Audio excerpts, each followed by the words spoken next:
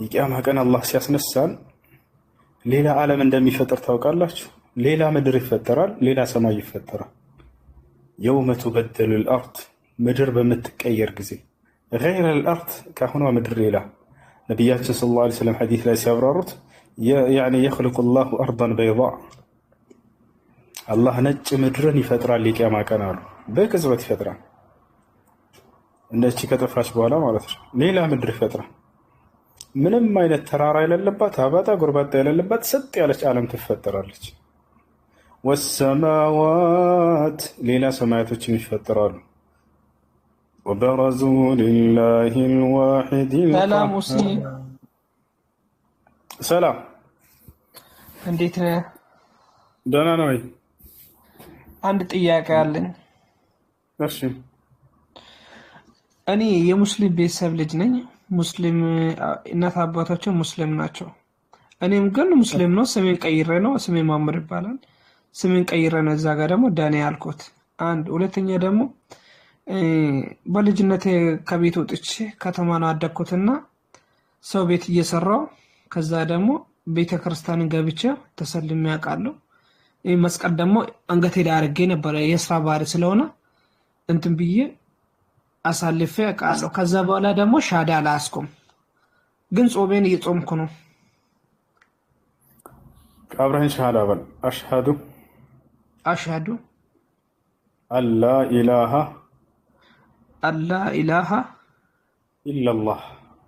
ኢለላህ ወአሽሀዱ አነ ሙሐመደን ረሱሉላህ። ጾምህን ቀጥል፣ ሶላትን እንዳታቋርጥ። ስምህን ደግሞ ሙሐመድ ምርጥ ስም ነው። ሙሐመድ ብለህ ቀይር። እሺ፣ እናትና አባት እንዳወጡል ያው ሙሐመድ ነው ስም።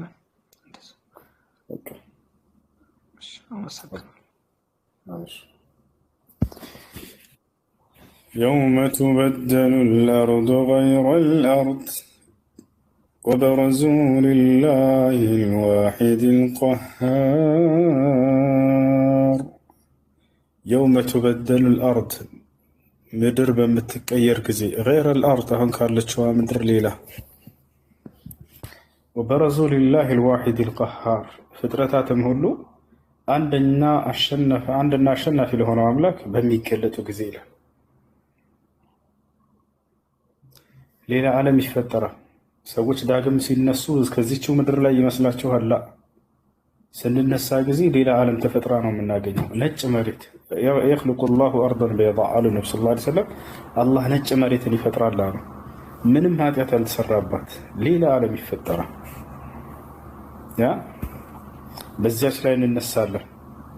ምንም አይነት ተራራ አባጣ ጎርባጣ የሌለባት ሰጥ ያለች ሜዳ የሆነች ዓለም።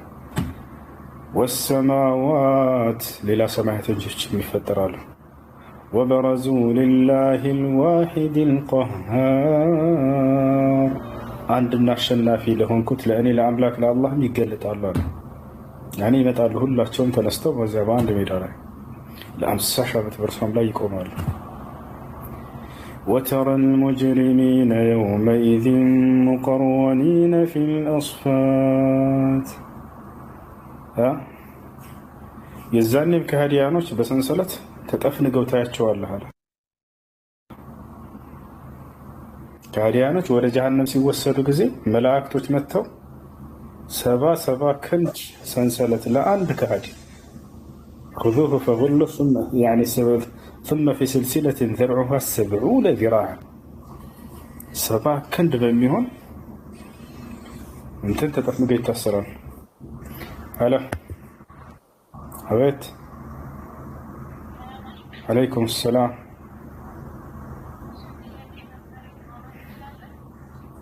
يا انت يا ምንድን ነው? በኋላ አሁን ላይፍ ነው። እሺ ወንድማት። እሺ ሰላም አለይኩም። ወአለይኩም ሰላም ወራህመቱላሂ ወበረካቱ። አንድ ጓደኛዬ ነበር እና ስለ ቁርአን አመጣጥ በሆነ ጉዳይ ስናወራ ቆይተን ስለ ቁርአን አመጣጥ ማወቅ ይፈልጋል እና ጥያቄ ነበረው። አንተ እንድጠይቅ ፈልጌ ነው፣ አንተ እንድትመልስለት። ወአለይኩም ሰላም ወራህመቱላሂ ወበረካቱ።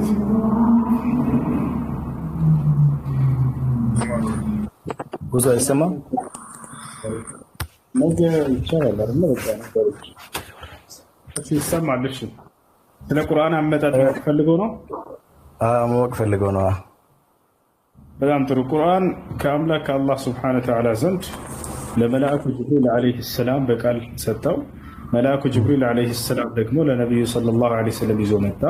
ነቢያችን ሰለላሁ ዐለይሂ ወሰለም ደግሞ ሰሓቦችን አስተማሯቸው፣ እንዲጽፉም አዘዟቸው። ወዲያውም ጻፉ ያሉባቸውን ቃል በቃል አለ።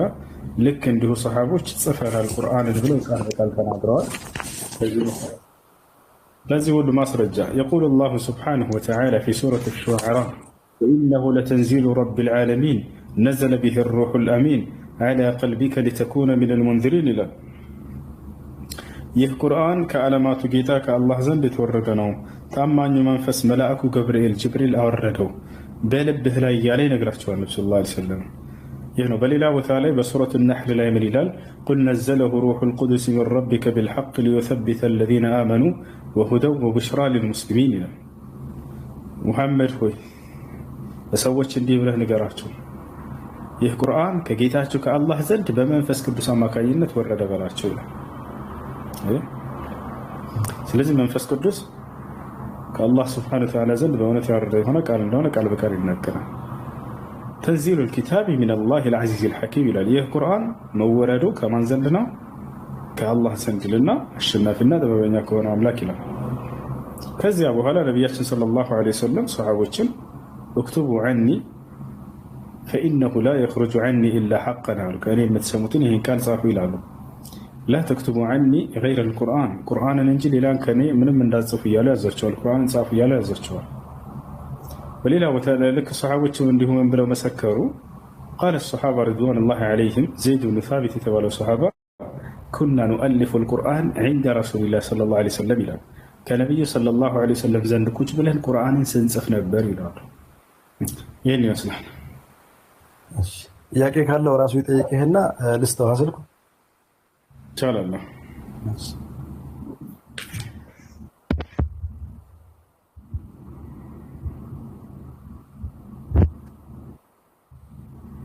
ሰላም ነው። እንዴት ነህ? አለሁ እግዚአብሔር ይመስገን።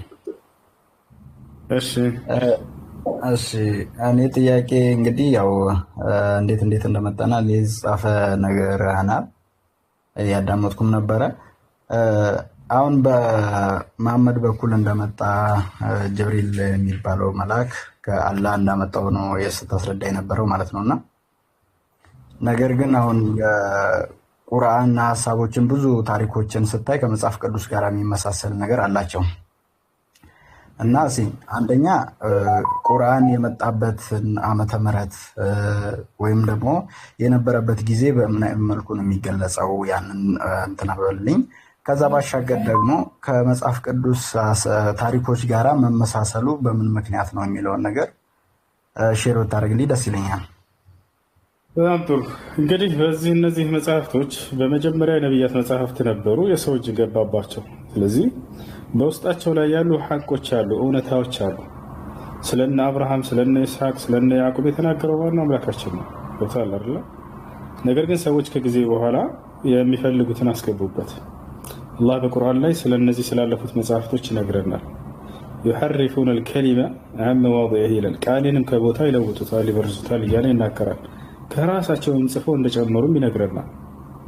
አላህ ስብሐነሁ ወተዓላ ከራሳቸው ጽፈው ፈወይሉ ሊለዚነ የክቱቡነ አልኪታበ ቢአይዲሂም አለ። ወየውላቸው ለነዚያ መጽሐፍን በእጃቸው ለጻፉ ሰዎች ይላል። ثم يقولون هذا من عند الله ከዚያም ይህ ከአምላክ ዘንድ ነው ብለው ለዋሹ ሰዎች ይላል።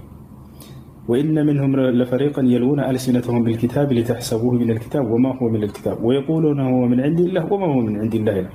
ይህ ከአምላክ ዘንድ ነው ይላሉ፣ ነገር ግን ከአምላክ ዘንድ አይደለም ያለ ይናገራል። እንግዲህ በውስጡ የጨመሯቸው አሉ።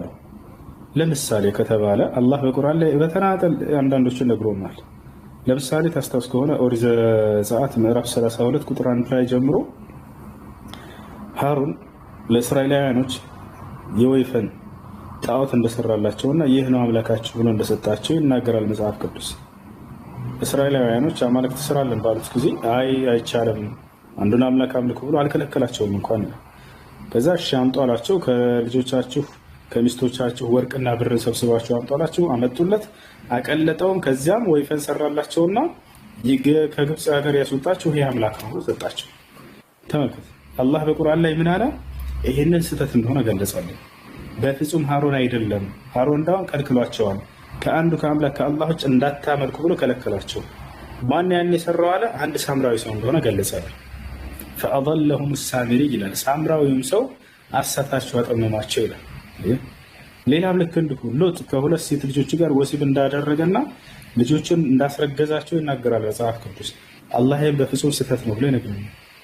ልክ እንዲሁ ሌላ ኖህ አስካሪ መጠጥ ጠጥቶ እርቃኑን እንደቀረና ልጆቹን እንዳዩት ይናገራል። በፍጹም ነቢያቶች ከዚህ የጸዱ እንደሆነ አላህ ይነግረናል።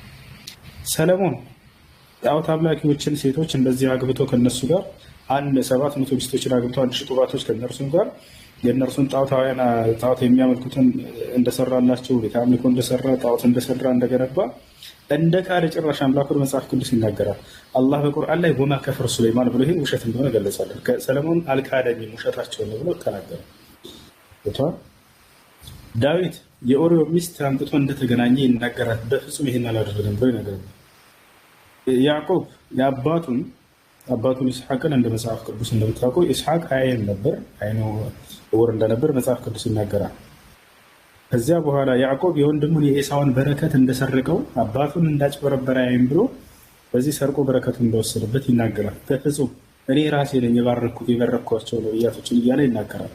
ወዝኩር ኢብራሂም ወኢስሐቅ ወያዕቁብ ኡሊል አይዲ ወልአብሳር ኢና አኽለስናሁም ቢኻሊሰቲን ዚክረ ዳር ወኢነሁም ዐንደና ለሚነል ሙስጠፈይን አልአኽያር ይላል። ሙሐመድ ሆይ በዚህ በቁርአን ላይ አብርሃምን፣ ኢስሐቅን፣ ያዕቆብን አውሳለ ትውልድህ ይላቸዋል። እኔ ነኝ የመረጥኳቸው ብሎ ቃል በቃል ይናገራል። በረከት አጭበርብሮ ምናምን ወሰደ አያስኬድም። እንደዚህ አምላክ በረከት አጭበርብሮ የሚወሰድ ነገር አይደለም። አምላክ ራሱ ይመርጣል እንዲህ አይነቶችን በርካታ ውሸቶችን ሰዎች ከጊዜ በኋላ የጨመሯቸውን እነዚህን ሁሉ ውሸት ናቸው ብሎ ይገልጽልናል። እነዚያን እውነታዎችስ ያሉትን እውነታዎችን ደግሞ እንደ እውነት እንድንቀበል ያዘናል። ያለፉትን መጽሐፍቶች የሚያረጋግጥ የሚል አላየህም? ቁርአንን ምናልባት አንብበህ ከሆነ የሚያረጋግጠው በውስጡ ያሉት እውነታዎች ነው። በዚያ ከነቢያትና ከአምላክ የሆኑ ቃላቶችና ትምህርቶች አሉ። ለምሳሌ መሲሁ ሙታንን ያስነሳ ነበር ወይ? አዎ ያስነሳ ነበር ብሎ አላህ በቁርአን ላይ ነግሮናል። ይሄን እናምናለን። ልክ እንዲሁ ማየት የተሳናቸውን ይፈውስ ነበር? አዎ ይፈውስ ነበር። ልክ እንዲሁ አብርሃም የሚባል ጻድቅ ሰው ነበር? አዎ ነበር ብለን እናምናለን።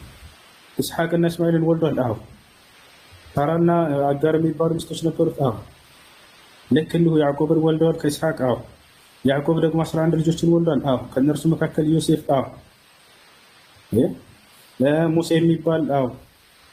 እነዚህን ሁሉ እንዳለ የተናገራቸውን እውነቶች ደግሞ እንቀበሉ። በእነዚህ እዚያ ላይ መመሳሰል የነዚያ አምላክና ነቢያት የነበሩ የነቢያቶች ትርክ ትምህርት የውስጡ ስላለ ያንን እንቀበላቸዋለን። ነገር ግን በነቢያት ላይ እንደ ምሳሌ የጠቀስኩልን የተዋሹትና የተከተሉትን ደግሞ ስህተት ናቸው ብሎ አምላክ ራሱ ይነግሩናል። እነዚህ ጊዜ በኋላ ሰዎች የጨመራቸው። እሺ መልካም እየሰማኝ ነው። እነዚህን ነገሮች እያልኩ ያለሁት አሁን ለምሳሌ ቁርአን የመጣበት ዘመንና አሁን የጠቀሳቸው መጽሐፍት በሙሉ የነበሩበት ዘመን በጣም የተለያየ ነው። ለምሳሌ እያንዳንዳቸው መጽሐፍት ኦሪቶችም በሙሴ የተጻፉ ናቸው እና እነዚህ አሁን እያንዳንዳቸው የራሳቸው ዘመንና ጊዜ አላቸው አለ። በሙሴ ነው የተጻፈው። ኦሪት በሙሴ ነው የተጻፈው። ኦሪት ዘዳግም ምዕራፍ ኦሪት ዘኍልቍ ምዕራፍ እስኪ ያውጣልኝ እስኪ መጽሐፍ ቅዱስ ይዛል የሆነ ጥቅስ ልስጥህ አለ። እሺ ላሳየህ። ኦሪት ዘዳግም ምዕራፍ 34 ቁጥር 10 ላይ ቁጥር 5 ላይ ምን ይላል? የእግዚአብሔር ባሪያ ሙሴ እንግዲህ ሙሴን የጻፈው አይደል? ኦሪት ዘዳግም ምን ይላል? የእግዚአብሔር ባሪያ ሙሴ እንደ እግዚአብሔር ቃል በዚያ በሞዓብ ምድር ሞተ ይለናል። ሙሴ ስለ ሙሴ ሞት እየጻፈ ነው። በቤተ ፌጎርም ፊት ለፊት በሞዓብ ምድር በሸለቆ ውስጥ ተቀበረ ይላል። ማን ገና ሳይሞት እየጻፈ ነው ስለራሱ? ወይስ ሞቶ ቀብር ውስጥ ነው? እስከ ዛሬም ድረስ ይሄ ብቻ አይደለም። ሁሉንም የነቢያት መጽሐፍ እንዳለ ብታያቸው ኢያሱ ለምሳሌ መጽሐፍ ኢያሱን ታውቀዋለህ አይደል? ኢየሱስ ለራሱ ሞት ጽፎ ታገኛለህ። አልጻፉትም ነቢያቶች። አይሁዶች እነዚህ መጽሐፍን ጽፈው የነቢያትን ትምህርት ሲሰሙ ስለነበር የራሳቸውን ቀላቅለውባቸዋል እያልኩ ነው። ሳሙኤልን ብትሄድ ልክ እንዲሁ ሳሙኤል ሞተ እያለ ስለ ሳሙኤል ይጽፋል። እሺ ለእሱ እኔ በቂ ምላሽ የለኝም። በእርግጥ ግን በተቻለ መጠን ራሴን አዘጋጅቼ እመጣለሁ። ለዚህ የሆነ መልስ ለራሴን ልይዞ እችላለሁ። ወይም ደግሞ ኦልሬዲ እኔ እናንተ ፊት የምናደርግ ሰዎችም አይደለም። ነገር ግን አሁን የነበረበት ዘመንና አሁን ቁርአን መጣ የተባለበት ዘመን በጣም የተራራቀና የተለያየ ዘመን ነው ነው የምልህ። እኮ የተመሳሰለበት ምክንያት ነው አይደል? ጠይቀው ነገርኩህ። ቅድም አልተረዳኸኝም? ቅድም ሳትረዳ የተመሳሳይ አንዳንድ ተመሳሳይ ቃላቶች መገኘታቸው እነዚህ መሰረታቸው አምላክ ለነብያት የተናገራቸው ቃላቶች ነበሩ። በውስጣቸው መለኮታዊ ቅሪት መገኘታቸው ከአንድ ምንጫቸው አንድ ስለነበር ነው። ከጊዜ በኋላ ግን ሰዎች የራሳቸውን ቃል ቀላቀሉባቸው። ቦታለርና ያ ነው የነዚህ ቀላቀሏቸው። እነዚህ እንዳለ ውሸቶች ቅድም ለምሳሌ ያክል ነገርኩህ ማለት ነው። አላህ እነዚህን ውሸት እንደሆኑ ደግሞ ነገረን። አሮን ለምሳሌ ጣዖት ሰርቷል? በፍጹም አልሰራም። ሎጥ ከሴት ልጆች ጋር ወሲብ አድርጎ አስረግዞ አስወልዷቸዋል? ይሄ አላደረገም። እነዚህን ሁሉ እንዳለ ሰለሞን ክዷል ወይ አልካደም እያለ ቃል በቃል ይነግረናል። እና ይሄ ነው። እሺ ኦኬ። አሁን እኮ ለእሱ እኮ ማስረጃ የምትሰጠኝ አንተ ከቁርአን አንብበህ ነው። ነገር ግን ከቁርአን ነው ማለት የቁርአን የመጣበትን የሆነ በቂ የሆነ ማስረጃ የምትገልጽበት ነገር አለ፣ ዓመተ ምሕረቱን አመጣጡን። ምክንያቱም አንደኛ ለምሳሌ አንድ ቃል መለኮታዊ ቃል የሚባለው ለነብያት በምን መልኩ ነው ቃል ሲመጣላቸው የነበረው? በዚያ መስፈርት ነው ችግር የለውም። ኦኬ ለነብያት ቃል ሲመጣላቸው በመንፈስ ቅዱስ አማካኝነት አይደለ? ቃል በቃል ቁርአን በመንፈስ ቅዱስ አማካኝነት የመጣ እንደሆነ ያሳየ። ሌላ ምስክር ፈልጋለሁ ስትል ነበር ቅድም። ለሙሐመድ ሲያወርድለት መልአኩ ገብርኤል ያየ ምስክር አለ ወይ ብለሃል አይደል? ይሄንን ላሳየህ እችላለሁ። ገብርኤል ሲወርድና ሲናገር ያዩት ነበር ምስክሮች። የነብዩ መሐመድ ሰለላሁ ዐለይሂ ወሰለም ምስክር አይደለም የሚሰጠው ሌላ ሰዎች አንድ ብቻ ሳይሆን ትውልድ ሁሉ ያየው ነበር። አዎ እኮ አሁን ለምሳሌ ቤተክርስቲያን ከእንትን ካልክ ቤተክርስቲያን መጽሐፍ ቅዱስ የተጻፈበትን ዘመናት ይሄ መጽሐፍ ቅዱስ ከዚህ እስከዚህ ዘመን ተጽፏል ትላለች። ዘመን ምስክር እኮ አይሆንም ወገናችን። ምን ነው ዘመን ምስክር? በየትኛው ዓለም ነው? በዚህ ዘመን ተጻፈ መባሉ ምስክር አይደለም። እሱ አይደለም ምስክሩ። አንድ መለኮታዊ ቃል ለነብያት በምን መልኩ ነበር ሲመጣ የነበረው? ከአምላክ ዘንድ ለመምጣት መጽሐፍ ቅዱስ ማስረጃችን ምንድን ነው? ማስረጃው ምንድን ነው? ከአምላክ ዘንድ ለመምጣቱ መጽሐፍ ቅዱስ ምንድን ነው ማስረጃው? እስኪ ንገረኝ። እኔ ለዛ ፊት የሚያደርግ ነገር የለም። ምክንያቱም አሁን ለምሳሌ የኛ መምህራን አንተ ልታስረዳኝ አትችልም። አንተ ልታስረዳኝ አትችልም። አንተ የተረዳህበትን አንግል ብቻ ነው የምታስረዳኝ። የትኛውን ላስረዳህ የማልችለው ምን ነው ንገረኝ። መጽሐፍ ቅዱስ እውነተኛ አምላክ መልእክት ይያዝ አይያዝ እንደሱ ልታስረዳኝ አትችልም። በደንብ አስረዳህ ነው እንጂ ያውና ሙሴ ጽፎታል እንኳን ብለህ እንዳልጻፈው እያስረዳህ እኮ ነው። ጥቅስ እያወጣህ መመለስ ትችላለህ። መልስልኝ። ሙሴ ጽፎታል ብለህ ነው መመለስ ማስረጃ ሊሆን አይችልም። ማን ነው የጻፈው? ሙሴ ላይ የጻፈው ስትል አልነበር እንዴ? መልስ ይሄን ጥቅስ ታዲያ። ሙሴ ቀብር ውስጥ ነው የጻፈው? እኔ እሱን አላውቀውም። እኔ እሱን አጥንቼ ምናምን ልመጣ ይችላል ብለህ ራስህ ልመቀስ ነው። አንተ ማስረዳት አትችልም ማለት ሳይሆን እኔ አላውቅም ብለህ እየመለስክ አይደል እንዴ? እየተውከው እኮ ነው። ሁሉንም መጽሐፍ ላሳይህ እችላለሁ። ሁሉም መጽሐፍቶች ነቢያቶች አልጻፏቸውም። ማን እንደጻፈ አይታወቅም። እንኳን ከአምላክ ጋር ሊወርድ የሚለውን ተወውና እሱን እርሳው። ሀታ እንደው ሰዎች እነ ነቢያቶች ጽፈውታል የሚለውን እንኳን ማረጋገጥ አትችልም። ነው ያው እንዳለ ኢያሱን አሳያለሁ ከፈለክስ። ኢያሱም መጽሐፍ ኢያሱ ላይ ኢያሱ ሞተ እያለ ኢያሱ ስለ ኢያሱ መሞት ይጽፋል። እነሱ እንዳልጻፉት ትልቅ ማስረጃ ነው። ከዚህ የበለጠ ማስረጃ ይበቃል። እነሱ ቄሶች ራሱ አይረዱትም። በርግጥ የት ሆኖ ነው የጻፈው? ኢያሱ ስለ ኢያሱ ሞት የት ሆኖ ነው የጻፈልኝ ይላቸው። ቶቹን ከፈለክ ይሰጣል። እንደዚህ ጥልቅ ብዬ የብሉይ ኪዳን መጽሐፍትን ማን እንደጻፋቸው በእርግጥ አላውቀውም። ነገር ግን እያንዳንዱ መመሳሰላቸው ምንድነው ሚስጥሩ የሚል ጥያቄ ጠይቀህ ነበር። እነዚህ መጽሐፍቶች መሰረታቸው ከአምላክ ዘንድ የመጡ ነበሩ። ሰዎች ከጊዜ በኋላ የራሳቸውን ቃል ቀላቅለውባቸዋል። ገብቶሃል አይደለ? በዚያ ውስጥ መለኮታዊ ቅሪቶች አሉ። ስለ ዮሴፍ ስለነ ያዕቆብ ምናምን መገኘቱ እነዚህን አምላክ በነቢያት በኩል የተናገራቸው ቃላቶች ነበሩ። ገብቶሃል አይደለ? አሁን ላይ ግን ይዘታቸው የአምላክ ነው ማለት እንችላለን? አንችልም። ለምን? የሰው ቃል ከተቀላቀለበት ይሄ መጽሐፍ የአምላክ ቃል ነው ሊባል አይችልም። በውስጡ ግን የአምላክ ቃል አለው ያዋለ ነው። ለምሳሌ የሆነ ጋዜጣ መጣሁ፣ ወረቀት፣ ንጹህ ወረቀት አመጣሁኝና በመጀመሪያ ቃል ነበር፣ ቃልም ከእግዚአብሔር ዘንድ ነበር፣ ቃልም እግዚአብሔር ነበር የሚል ጥቅስ አስቀመጥኩኝና ዮሐንስ አንዳንድን ታውቀዋለህ አይደል?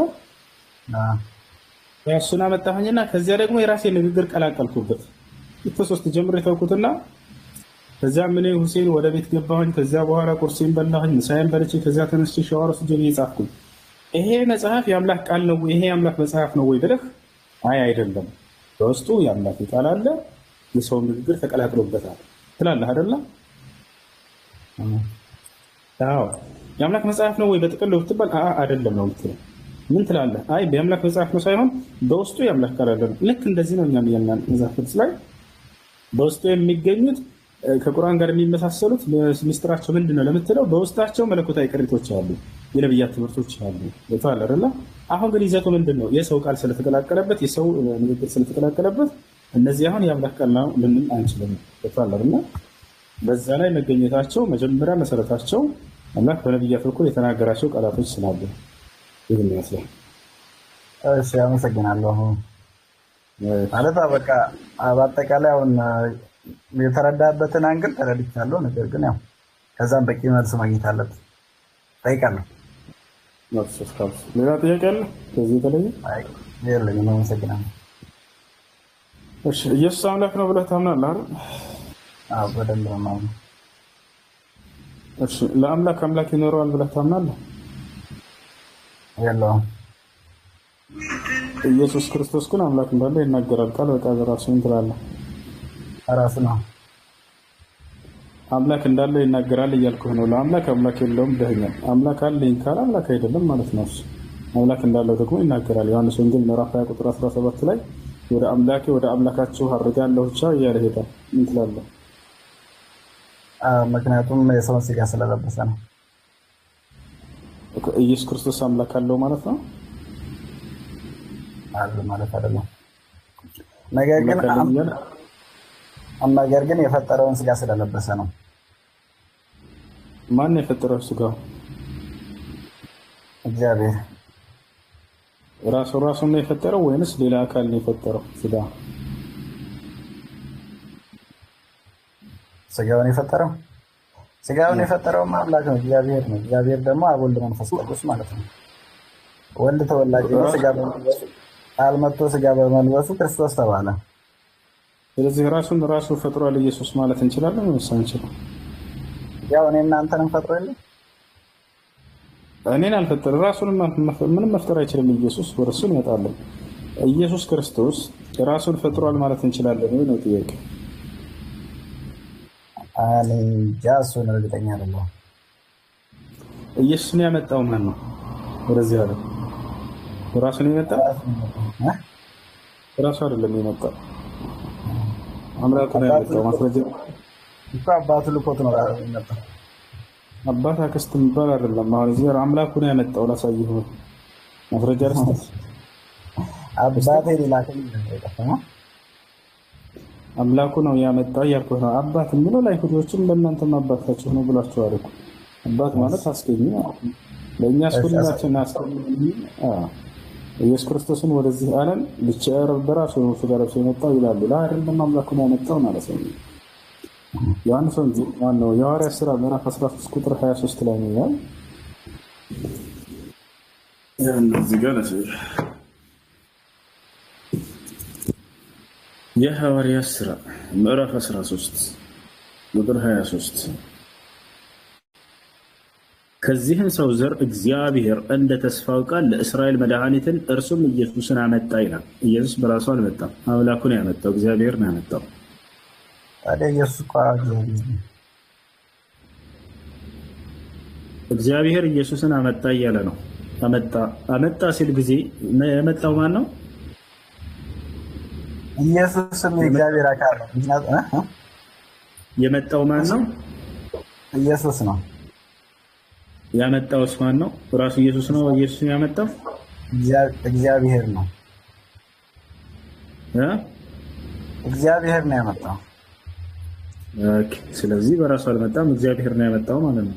እሺ፣ ቀደም የጠቀስከልኝ ጥቅስ ላይ ደግሞ ዮሐንስ ምዕራፍ 1 ቁጥር 1 ላይ መጀመሪያ ቃል ነበረ ይላል አይደል? እሱም ራሱ ቃሉም ራሱ እግዚአብሔር እንደነበረ ይገልጻል። ታነበብከው? ታዲያ ኢየሱስ የሚል ቃል የት አለ? ኢየሱስ የሚል ቃል የት አለ ታዲያ? ስለ እግዚአብሔርና ስለ ቃል እኮ ነው የሚናገረው እኮ። ቃልም ስጋ ለበሰ ይላል። ቃልም ስጋ ለበሰ ሳይሆን ቃልም ስጋ ሆነ ይላል ቁጥር 14 ላይ። እሱ የተስፋ ቃል ነው ኢየሱስ እንጂ አምላክ ቃል ሳይሆን የተስፋ ቃል ነው። ኢየሱስ የአምላክ ቃል አይደለም፣ የእግዚአብሔር ቃል ሳይሆን የተስፋ ቃል ነው። ቃል ተብሏል። ያው ቃል ስለሆነ ይላል። ምዕራፉን ተከፍተልኝ ከፍተናል።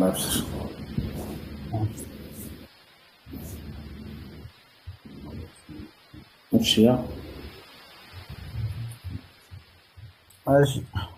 በመጀመሪያ ቃል ነበረ፣ ቃልም በእግዚአብሔር ዘንድ ነበረ፣ ቃልም እግዚአብሔር ነበር ይላል። ከዛ በኋላ ደግሞ ያ ቃልም ስጋ ሆኖ እንደመጣ ወልድ እንደሆነ ይናገራል። ምን ያገናኘው ወገናችን ከዚህ ጋር? ቃል ቃል ቃል ቃል ቃል የሚል መጽሐፍ ቅዱስ ላይ ቦታ አለ። ቃል ስለተባለ ሁሉም ግዴታ ኢየሱስ ነው ማለት ነው? ቃል የተባለው መጽሐፍ ቅዱስ ላይ አይደለም። ይሄ አውዱ አንድ ነው። አንድ አውድ ላይ እኮ ነው ያለ ነው አይደለም። አሁን እዚህ ጋር እያወራህ ያለው ስለ እግዚአብሔር ቃል ነው። እዚህ ጋር ሁሉም ነገር እንደፈጸመና እንደጨረሰ ይናገራል። እዚህ እግዚአብሔር በቃሉ ሁሉ እንዳስገኘ ቃል አይደለም። ምን ይላል እዚህ ጋር? ሁሉ በእርሱ ሆነ ይላል። አለቀ፣ በቃ ፈጸመ። ስለ እግዚአብሔርና ስለ 14 ደግሞ ቃልም ስጋ ሆነ ሲል ጊዜ ይሄ የምን ቃል ነው? የምን ቃል? ቃልም ስጋ ሆነ ይላል። ሆነ ሲል ጊዜ አንድ ነገር ያስኮነው አካል አለ አይደል? የሆነ አካል አለ፣ ያስኮነ አካል አለ አይደል? የሆነው ማን ነው? ኢየሱስ ነው። ያስኮነው ማን ነው ከተባለ እርሱን ወደዚህ ዓለም ስጋ አድርጎ ያመጣ ነው። ማን ነው እሱ? እግዚአብሔር ነው ያመጣው ያልከው ነው ቀደም አመጣው። ታዲያ ኢየሱስ የምን ቃል ነው ከተባለ የተስፋ ቃል ይባላል። እሱ ለነብያት ሲነገር የነበረው የተስፋ ቃል አለ። ገብቶሃል አይደል? አሁን ላሳይ። ኢየሱስ ክርስቶስ የአምላክ ቃል ሳይሆን የተስፋ ቃል ነው። ቃል በቃል የተስፋ ቃል እንደሆነ ላሳይ ነው። ከዚህ ምዕራፍ ሳንወጣ ከላይ እኮ እግዚአብሔርም ቃል ነበረ፣ ቃልም እግዚአብሔር ነበር ይላል እኮ ከላይ አይደለም? ኢየሱስ ምን አይነት ቃል እንደሆነ ይነግርሃል። የአምላክ ቃል ሳይሆን የተስፋ ቃል ነበረ። ለነቢያት ትንቢት ተነግሮ ነበር ወደፊት ኢየሱስ እንደሚመጣ። ከዚህም ሰው ዘር እግዚአብሔር እንደ ተስፋው ቃል ይላል። የተስፋ ቃል ነው። ለእስራኤል መድኃኒት እርሱም ኢየሱስን አመጣ ይላል። እንደ ተስፋው ቃል፣ እንደ ተስፋው ቃል። ምክንያቱም በነቢያት ሲነገር ስለነበረ ያው በተስፋ ቃል በተስፋ ነገራቸው ነበር። ወደፊት ኢየሱስ የሚባል አካልን እንደሚያመጣ እግዚአብሔር ነግሯቸዋል። አይደለ? ያው ስለዚህ ያ ተስፋ ዛሬ ፍጻሜውን አግኝቶ ኢየሱስ ክርስቶስ መጣ ማለት ነው። ወደፊት ኢየሱስ ይመጣል እያለ ቃል ይገባላቸው ነበር። ያ ቃልም ታዲያ ምን ነበር?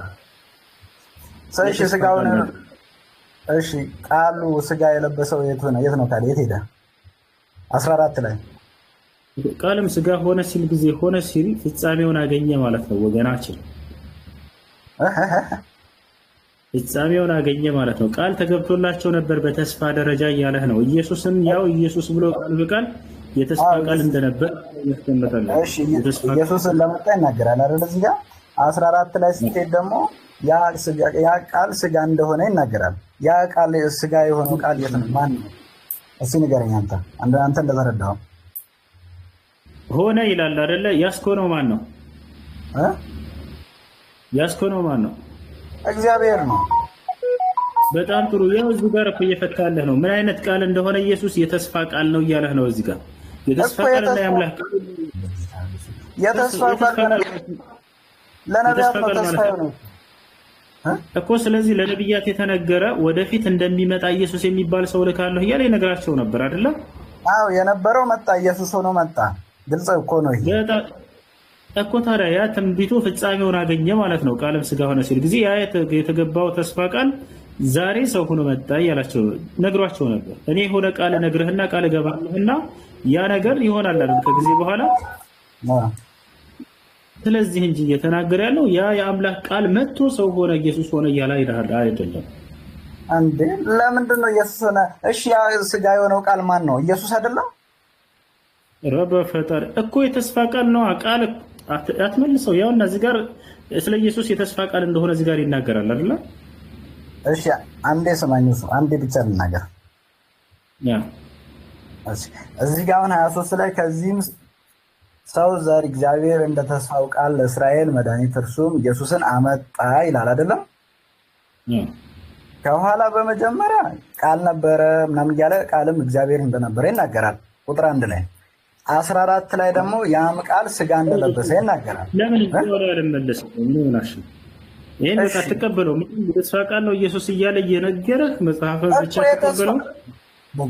የተስፋ ቃል እኮ የሆነ ለነቢያት ነው፣ ለኛ አይደለም እኮ። የተስፋ ቃል ማለት የአምላክ ቃል ማለት ነው ወይ? ያ የአምላክ ቃል የሚናገረው ሆነ ነው ወይንስ የነገራቸው ወደፊት ቃል የገባላቸው ነገር ዛሬ ፍጻሜውን አገኘ ማለት ነው? መልካም እኮ ያ ፍጻሜው ቃል የገባላቸው ነገር ፍጻሜውን አግኝቶ ኢየሱስ መጣ ነው የሚለው 23። በጣም ጥሩ። ስለዚህ ቃል ኪዳን ነበር ያ የሚባል ቃል ኪዳን ገብቶላቸው ነበር ወደፊት ኢየሱስ የሚባል ሰው እንደሚመጣ ማለት ነው እንጂ አንተ ሐሳብህ ምንድነው? ያ የአምላክ ቃሉ መጥቶ ሰው ሆነ እያልከን ነው አይደል? አይደለም። ቃል ኪዳን ገብቶላቸው ነበር ነው። ያ ቃል ኪዳን ዛሬ በቃሉ ፈጸመላቸው። ቃልህን ሙላልኝ ስል ጊዜ ላይ ያ ቃሌ መጥቶ አይደለም ነገር የሚሆነው ማለት ነው። ገብቶሃል አይደል? እሺ አሁን እዚህ ጋር ደግሞ እንምጣ። አሁን በነገራችን ላይ አንድ ምዕራፍ ውስጥ ነው እያወራን ያለው ነው። በመጀመሪያ ቁጥር 1 እና ቁጥር 14 ያቸው። ቁጥር 14 ላይ ቃል ስጋ እንደሆነ ይናገራል አይደለም?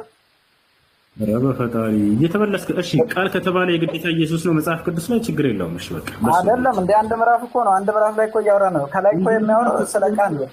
ቃልም እግዚአብሔር ነበር ይላል አይደል? ስንት አይነት ቃል አለ? እሺ ንገረኝ። መጽሐፍ ቅዱስ ላይ ስንት አይነት ቃል አለ?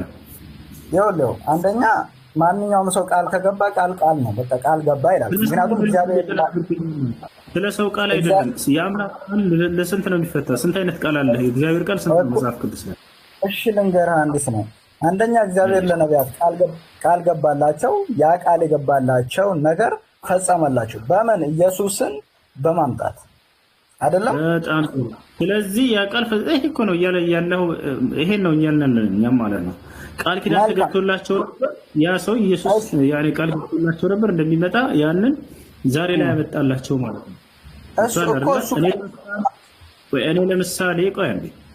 እኔ ለምሳሌ የሆነ ቃል ገባሁልህ አንተ እኔ ለአንተ ወደ ኢትዮጵያ ስመጣ እንደዚህ ሞባይል ይዤልህ እመጣለሁኝ ያልኩኝ እንደምሳሌ ማለት ነው። ቃል ገባሁልህ አይደለ? እሺ ኦኬ። ያ ሞባይል ሲመጣ ጊዜ የኔ ቃሌ ካፌ የምናገረው ቃሌ ነው መጥቶ ሂዶ ሞባይል የሚሆንልህ ወይንስ ያ ቃል የገባሁልህ ነገር ነው ሲፈጸም ቃል የገባሁትን ያንን ሞባይል ነው ይዤ የማመጣልህ? አዎ ያ ሞባይል ስታመጣው ቃሌ ተፈጸመ ማለት ነው። ለነቢያት ኢየሱስ መምጣቱ ቃሉ ተፈጽሟል።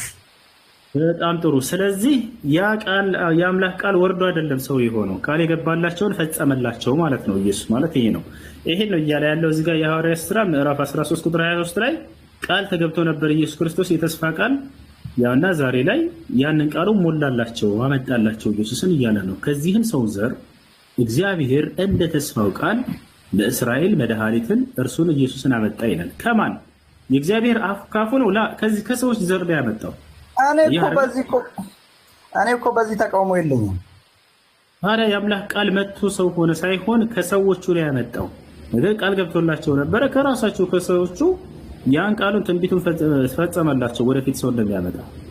እሺ በቃ ተው፣ ሁሉንም ተውና እስኪ አንተ ቁጥር 1 እና ቁጥር 14 አስታርቀህ አንተ በተረዳኸው ካህን አንዴ የተስፋ ቃል መሆኑም ሌላ ጥቅስ ይጨመርለት። እሱ የተስፋ ቃልማ ነው። እኔ እኮ አውቃለሁ እሱን እኮ አንተ ባትነግረኝ ምን እኮ ያውቃለሁ። ዮሐንስ ወንጌል ምዕራፍ 1 ላይ አካላዊ ቃል ስለመሆኑ አንተ ማስረጃ አለክ? ይኸው ቁጥር 14ን ማንበብ እኮ ነው። እሺ እንትን የዮሐንስ መልእክት ምዕራፍ 1 ክፈትለት። እሱን እንዴት እንደምትረዳው ነው።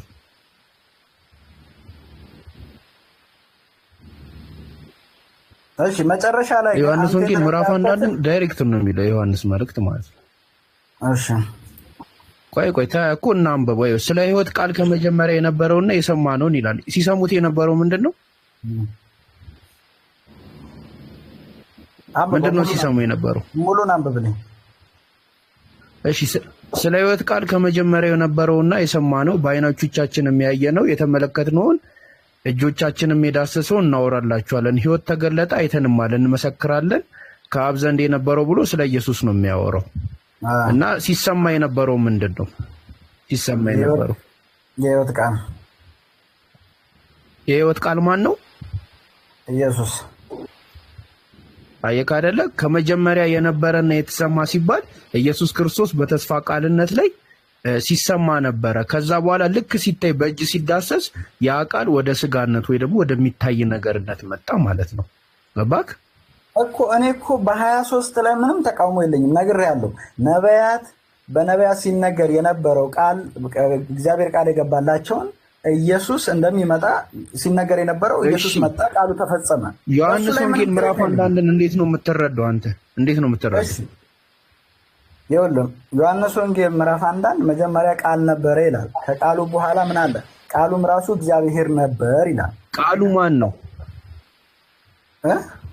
ቃሉ ማን ነው? ቃልማ ሰማይና ምድርን የፈጠረ ነው። ሰማይና ምድር ምንነትና ማንነት አለው ቃል የተባለው ወይስ እግዚአብሔር ነው? እኮ በእግዚአብሔር ቃል ነው ሰማይና ምድር የተዘረጋው እኮ በንግግሩ ማለት ነው። ተዘረጋ። አዎ ያ ቃል ነው እኮ በንግግሩ የመጣው ነው። ያ ቃልማ ሰው ሆኖ አልመጣም። ስጋ እንዴት ነው ስጋ የለበሰው? ይኸው ምዕራፍ 14 ላይ እኮ ይላል ቃሉም ስጋ ለበሰ ይላል። እሺ ቃሉ ቆይ ቃሉ ከእግዚአብሔር ተለይቶ እኔ ማለት ይችላል? የኔና አንተ ቃሉ ከእግዚአብሔር ተለይቶ እኮ የእግዚአብሔር ቃል ከእግዚአብሔር ተለይቶ እኔ ማለት ይችላል ወይ? እኮ እሱ ራሱ የእግዚአብሔር አካል ነው። አዎ እኮ ገባኝ። የእግዚአብሔር አካል አሁን ለምሳሌ እግዚአብሔር ብርሃን ነው፣ ብርሃን በሱ ዘንድ አለ ይባላል። ብርሃን በእርሱ ዘንድ አለ ሲባል ምን ማለት ነው? እግዚአብሔር ብርሃኑ ነው ማለት ነው። ብርሃን አለው ማለት ነው። እግዚአብሔር ተናጋሪ ነው፣ በእርሱ ዘንድ ቃል አለ ሲባልስ? ሲዲጋማ እግዚአብሔር ተናጋሪ ነው፣ ቃል ደግሞ በእርሱ ዘንድ አለ። የትንቢተ ኢሳይያስ ምዕራፍ 11 ላይ ምን ይላል መሰለማ? ካፌ የሚወጣው ቃሌ ይላል። ከዛ በኋላ ደግሞ ማቴዎስ ወንጌል ላይ ኢየሱስ ክርስቶስ ምን ይላል? የሰው ልጅ በምግብ ብቻ ሳይሆን ከእግዚአብሔር አፍ በሚወጣው ቃል ይኖራል ተብሎ ተጽፏልና ይባላል። ይሄ የእግዚአብሔር ቃል የተባለው ምንድን ነው? አልተረዳሁም። የእግዚአብሔር ቃል ምንድን ነው? እሺ ከእግዚአብሔር ነጥለህ ከአንተ አሁን ማንነትና ምንነት እየሰጠህ እኮ ነው። ችግር የሆነብህ እኮ እሱ ነው ሀቢቢ እኮ ከእግዚአብሔር እኮ ነጥዬ አይደለም። እግዚአብሔር አንድ ነው እኮ ብያለሁ። ምንም እሺ አንተ ኢየሱስ ቆይ ኢየሱስ አምላክ ነው ብለህ ታምናለህ? አዎ የእግዚአብሔር ቃል ነው። አይት አምላክ ነው ብለህ ታምናለህ ወይ? አዎ አምናለሁ። እሺ እሱ እኔ የእግዚአብሔር ባሪያ ነኝ ይላል። አንተ ምን ትላለህ?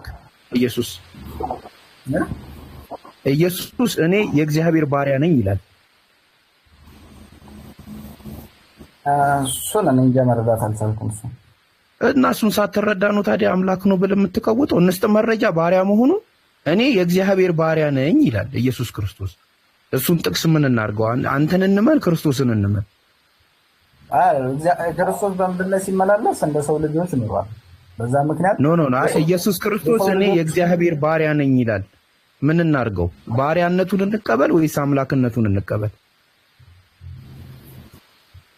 እሺ ከታሰነ እኔ መመለስ አልችልም እኮ። ታዲያ አጥና ሙሉን መጀመሪያ አውቅና በደንብ አንበበክ ስለ አምላክነቱ መተተከራከር። ሲጀመር አንተ ወንድ ልጅ ታመልካለህ አታመልክም? ሰው ታመልካለህ አታመልክም? ሰውን አላመልክም። ኢየሱስን አታመልኩም? አመልከዋለሁ እኮ። ሰው ታዲያ ለምንድን ነው የምታመልከው? ኢየሱስ ሰው ብቻ ስላልሆነ እኮ። ሰውነቱንም ታመልከዋለህ ሀቢቢ። አዎ መለኮት ስጋን የለበሰ ሰው ስለሆነ ስጋን የለበሰ ስለዚህ ሰው ታመልካለህ ስትባል አዎ አመልካለሁ በል። ሰው አላመልክም አትበል። ለምንድን ነው ሰው የምታመልከው አምላክን? ኢየሱስ ሰው ብቻ አይደለም፣ እኔና እናንተ ሰው ብቻ አይደለም፣ መለኮትን ጭምር እኮ ገባኝ። እኔ ስለ ሰውነቱ ነው እያወራሁ ያለሁት። መለኮት የሚኖርበት ሰው ታመልካለህ። ሰው አታመልክ። ሰው ከአምልኮነት ውጣ። አምላክ መለኮትና ሰውነቱ የተለያየ አይደለም። ኦኬ፣ መስቀል ላይ የሞተው መለኮትና ሰው ነው ወይስ ሰው ብቻ ነው? ሰው ነው እኮ። ለምን ትነጣጥለዋለህ? እዚህ ጋር ሲመች ትነጣጥለዋለህ፣ ሳፈልግ አትነጣጥለውም። አይነጣጠልም አልከኝ። ከዛ ለምን ደግሞ ስፈልግ አይደለም እኮ። ካልተነጣጠሉ መስቀል ላይ መለኮትና ሰው ነው የሞተው አይደለም፣ ሰው ነው። መለኮት የሚሞት አይደለም። ለምን ትነጣጥላቸዋለህ? አይነጣጠሉም ብለህ ካልነበረ ለምን ነጣጠልካቸው? መስቀል ላይ ለምን ትነጣጠላቸዋለህ? አይነጣጠሉም ብለህ ካልነበር? ምክንያቱም መለኮት የሚሞት ስላልሆነ ነው። የሚሰቀል፣ የሚያዝ፣ የሚጨበጥ፣ የሚታይ ስላልሆነ እኮ። ስለዚህ እንጨቱ ላይ የተሰቀለውን ሰውዬ ታመልከዋለህ? አዎ አመልከዋለሁ። መለኮት ሰው እኮ ነው። ከመለኮትነቱ ተነጣጠለ አልከኝ እኮ። ተነጣጥሎ ታመልከዋለህ? ሰውዬው አልተነጣጠለም ወንድሜ። ሁለቱም አንድ ላይ ነው የሞቱት። መለኮት አይሞትም፣ የሚሞት አይደለም እኮ። ካልሞቱ ተነጣጥሏል። መለኮቱ ተነጥሎ ሰውነቱ ብቻ ሞቷል አይደለ?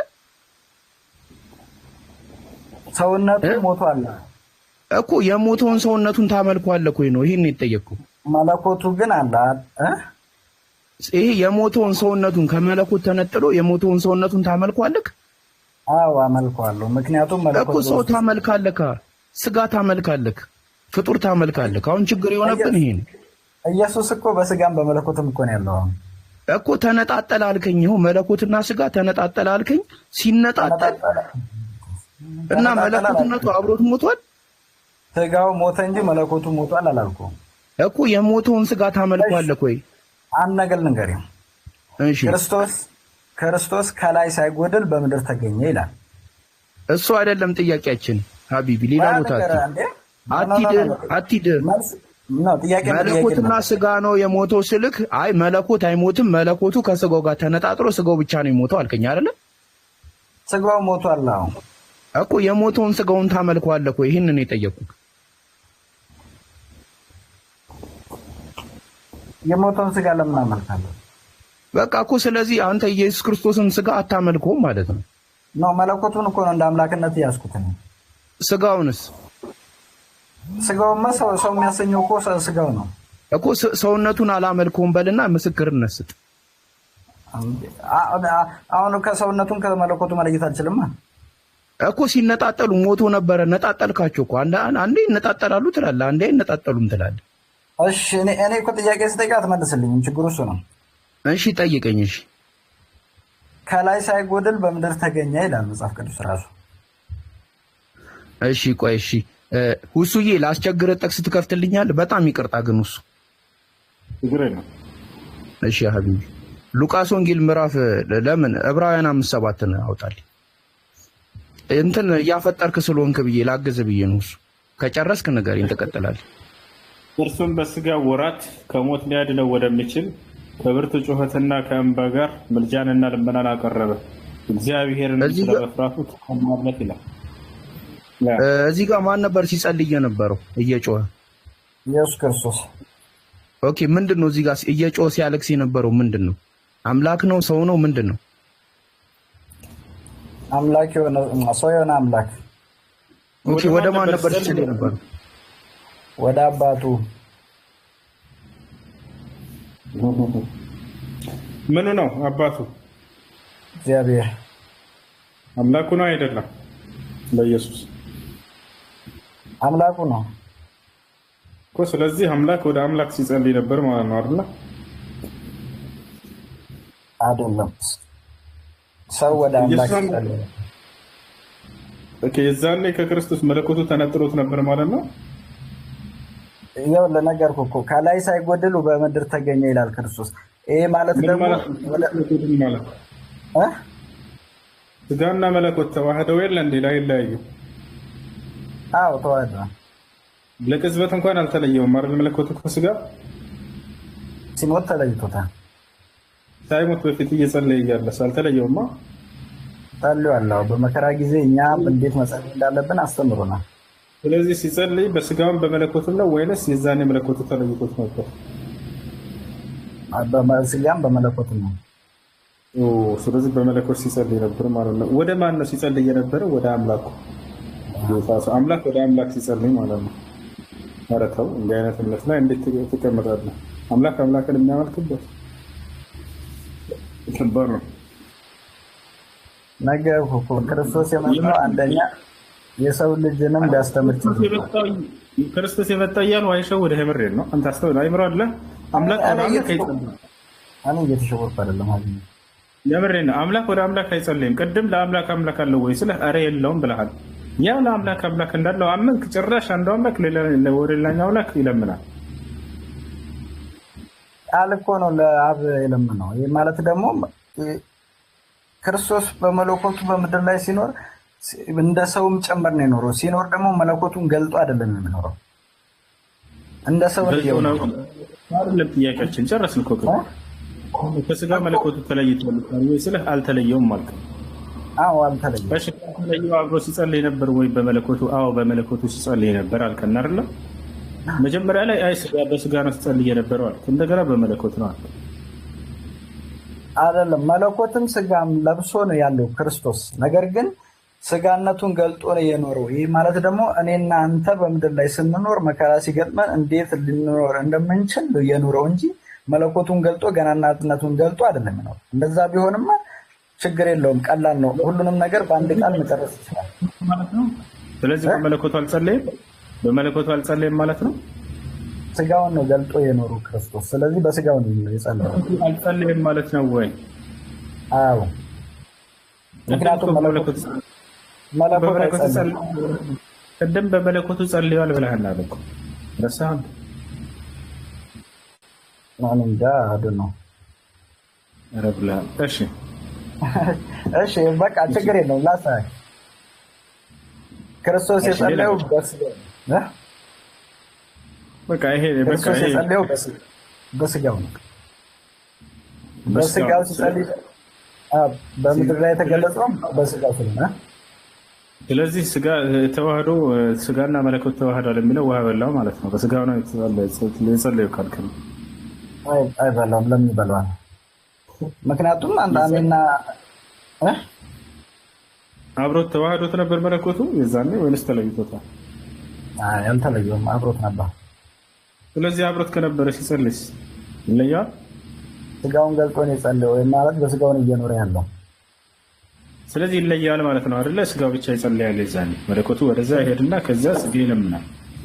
ኖ እዚህ ጋር ያለው ክርስቶስ እኮ በምድር ላይ ሲኖር በስጋው ብቻ ነው የኖረው። ይህ ማለት ደግሞ መለኮቱ ከስጋው ተነጥሏል ማለት ሳይሆን በስጋው ሲኖር የሰው ልጆች ማድረግ የሚችሉትን ነገር ብቻ ነው እያደረገ የኖረው።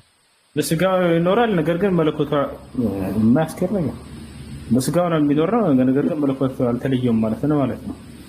ስጋውን ገልጦ ነው የኖረው። ስጋ ከመለኮት ጋር ተዋህዷል ብለህ ታምናለህ አታምነው? አምናለሁ። ለቅጽበት እንኳን መለኮት ከስጋ አልተለያየም አይደለ?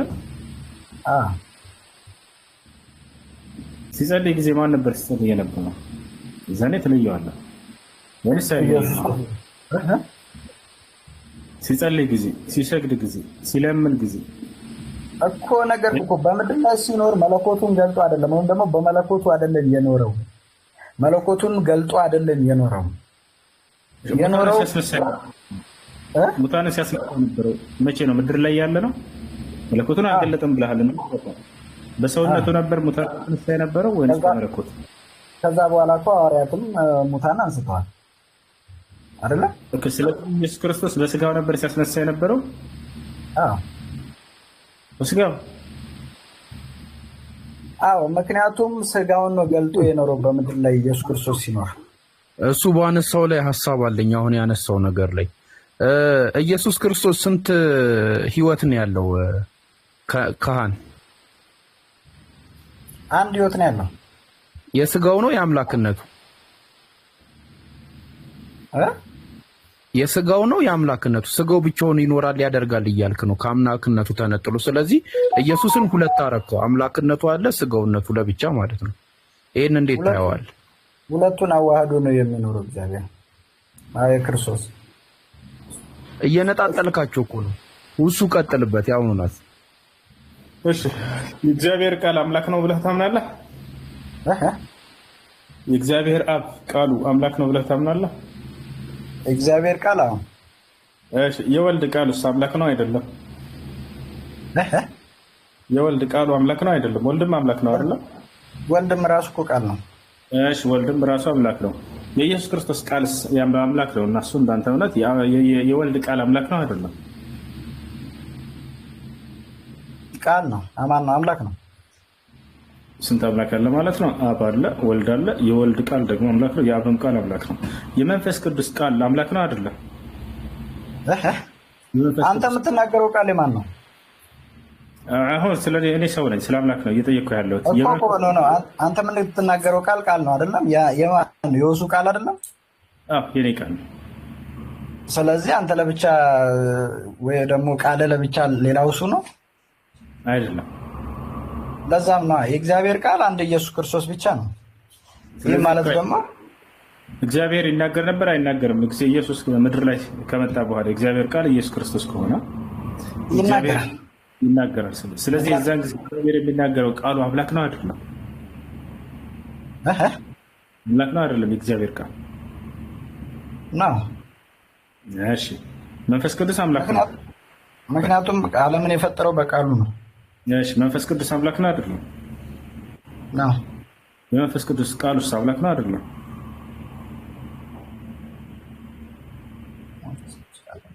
አዶን እሱን ጠልቅ መረጃ ላይ እሺ የእግዚአብሔር ጣት አምላክ ነው አይደለም? ኢየሱስ ክርስቶስ በእግዚአብሔር ጣት አጋንንትን አስወጣለሁ ይላል። የእግዚአብሔር ጣት አምላክ ነው አይደለም? የእግዚአብሔር ጣት እግዚአብሔር ነው እንጂ አንተ ከራስህ ጣትን ትለያለህ። የእግዚአብሔር አካል እኮ ነው አይደለም? አንተ የእግዚአብሔር አካሉ አምላክ ነው፣ ቃሉ አምላክ ነው ብለሃል አይደለ? ቃሉ ብቻ ነው አምላኩ? ንግግሩ ብቻ ነው ወይንስ አካሉ እያንዳንዱ እየከፋፈልን አምላክ ናቸው ነበር? ሁላቸው ነው። ለምን ንግግሩ ብቻ? ጣቱስ፣ እግሩስ፣ እጁስ እነዚህ ሁሉ አምላክ አይደሉም?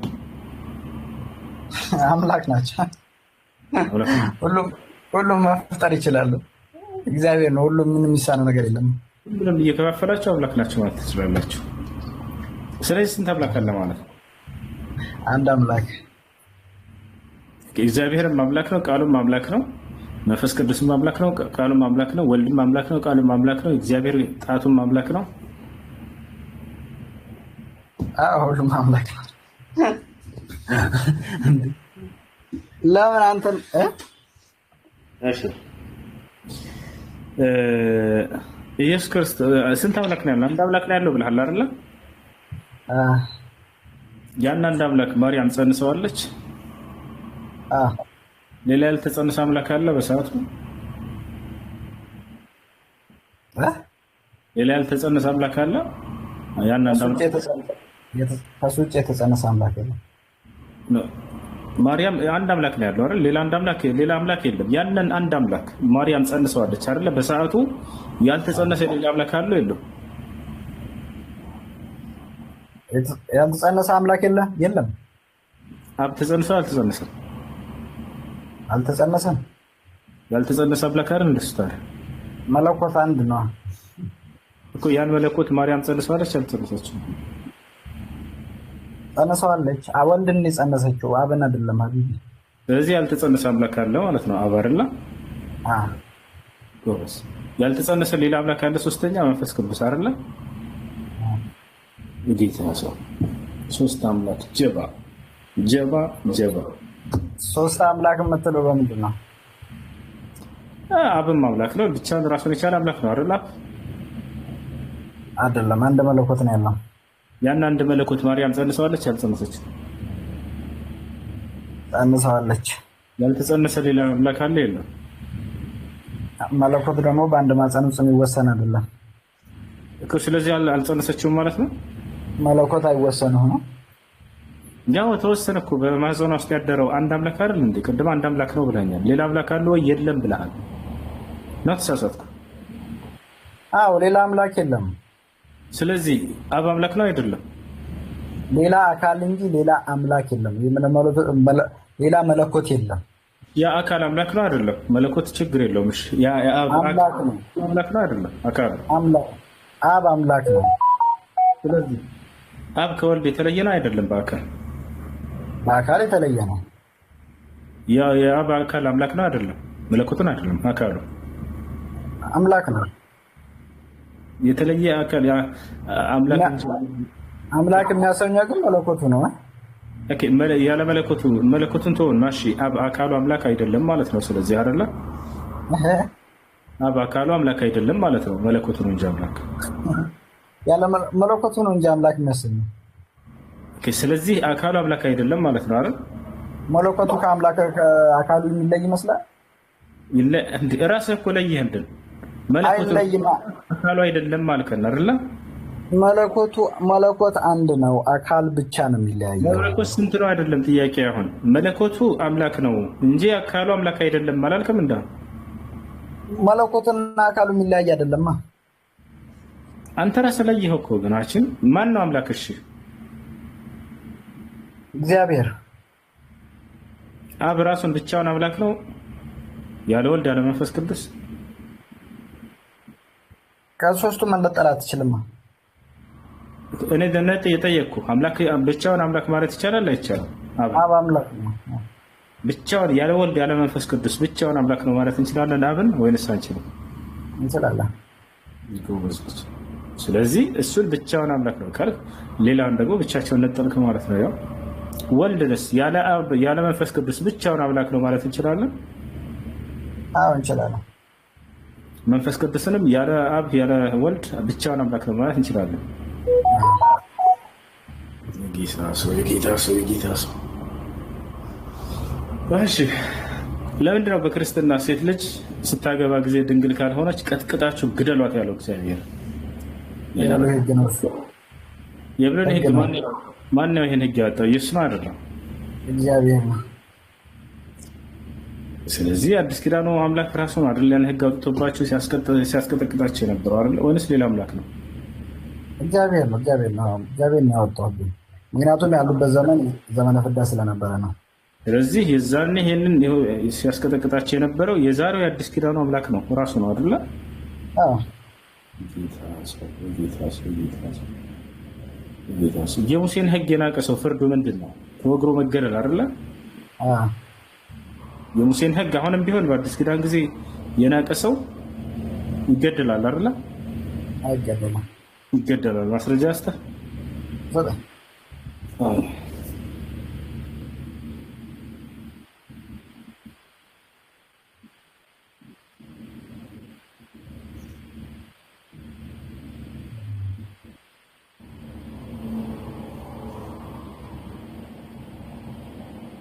من احتقر ناموس موسى አረ ከመጽሐፍ ቅዱስ ነው ያልኩት። አልሽራብ ከመጽሐፍ ቅዱስ ነው።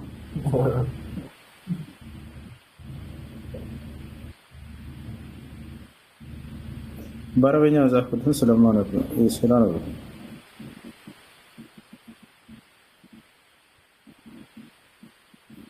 ዕብራውያን 10:28 የሙሴን ህግ የናቀ ሰው ፍርዱ ምንድን ነው? ተመልከቱ። የጌታ ሰዎች ጸጋ ይበዛላችሁ።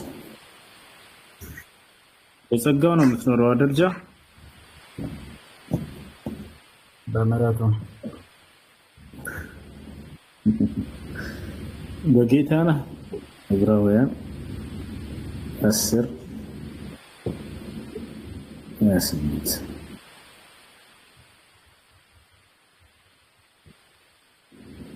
ነው ያው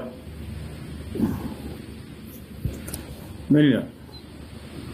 ዕብራውያን ምዕራፍ 10 ቁጥር 28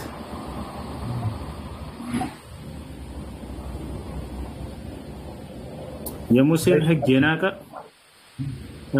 ህግ የናቀ ሰው ሁለት ወይንም ሶስት ቢመሰክሩበት ያለ ርህራሄ ይሞታል። አዲስ ኪዳን ላይ ማለት ነው። የሙሴን ህግ የናቀ ሰው ፍርዱ ይሆናል እኮ። ያንን እኮ ነው እየጻፈ ያለው። ቀጥላ ጽሑፉን አንብብ ከላይ እስከ ታች። የሙሴን ህግ የናቀ ፍርድ ምንድን ነው? ስለ ይሞታል ወይስ ስህተት ነው? ያው በቀና መጣ።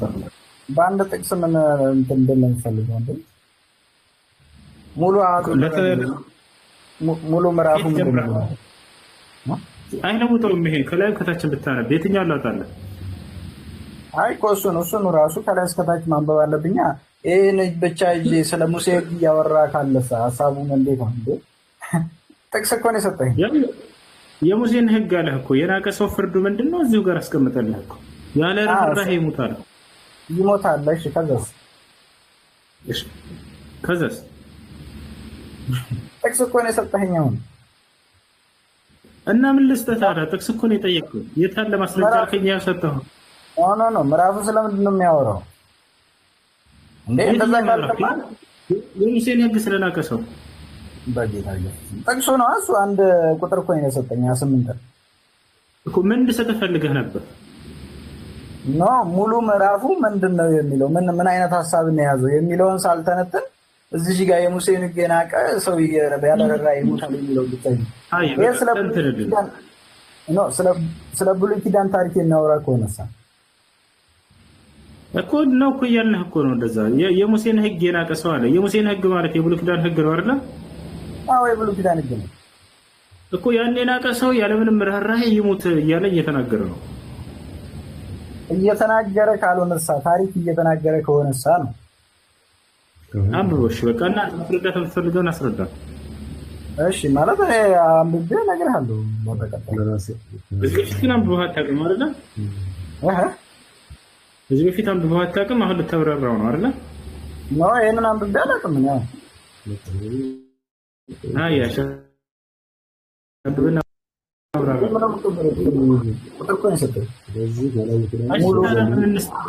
ቁጥርና ምዕራፍ እኮ ነው መስጠት ያለብኝ። ሌላ ምን እንድሰጥህ ጠብቀህ ነበር? እሺ በቃ ሙሉ ምዕራፉን አንብቤ የሆነ እንትን ማለት አንብበህ ትመጣለህ ወይስ አሁን ትመልሳለህ? ኧረ አንብቤ እመጣለሁ እንዴ። ዛሬ አነበብኩትን ጥቅስ ጀምረው የምሰጠህ። እሺ በጣም ጥሩ። እግዚአብሔር ለምንድን ነው ሕፃናቶችን ሴቶችን ግደሉ ያለው?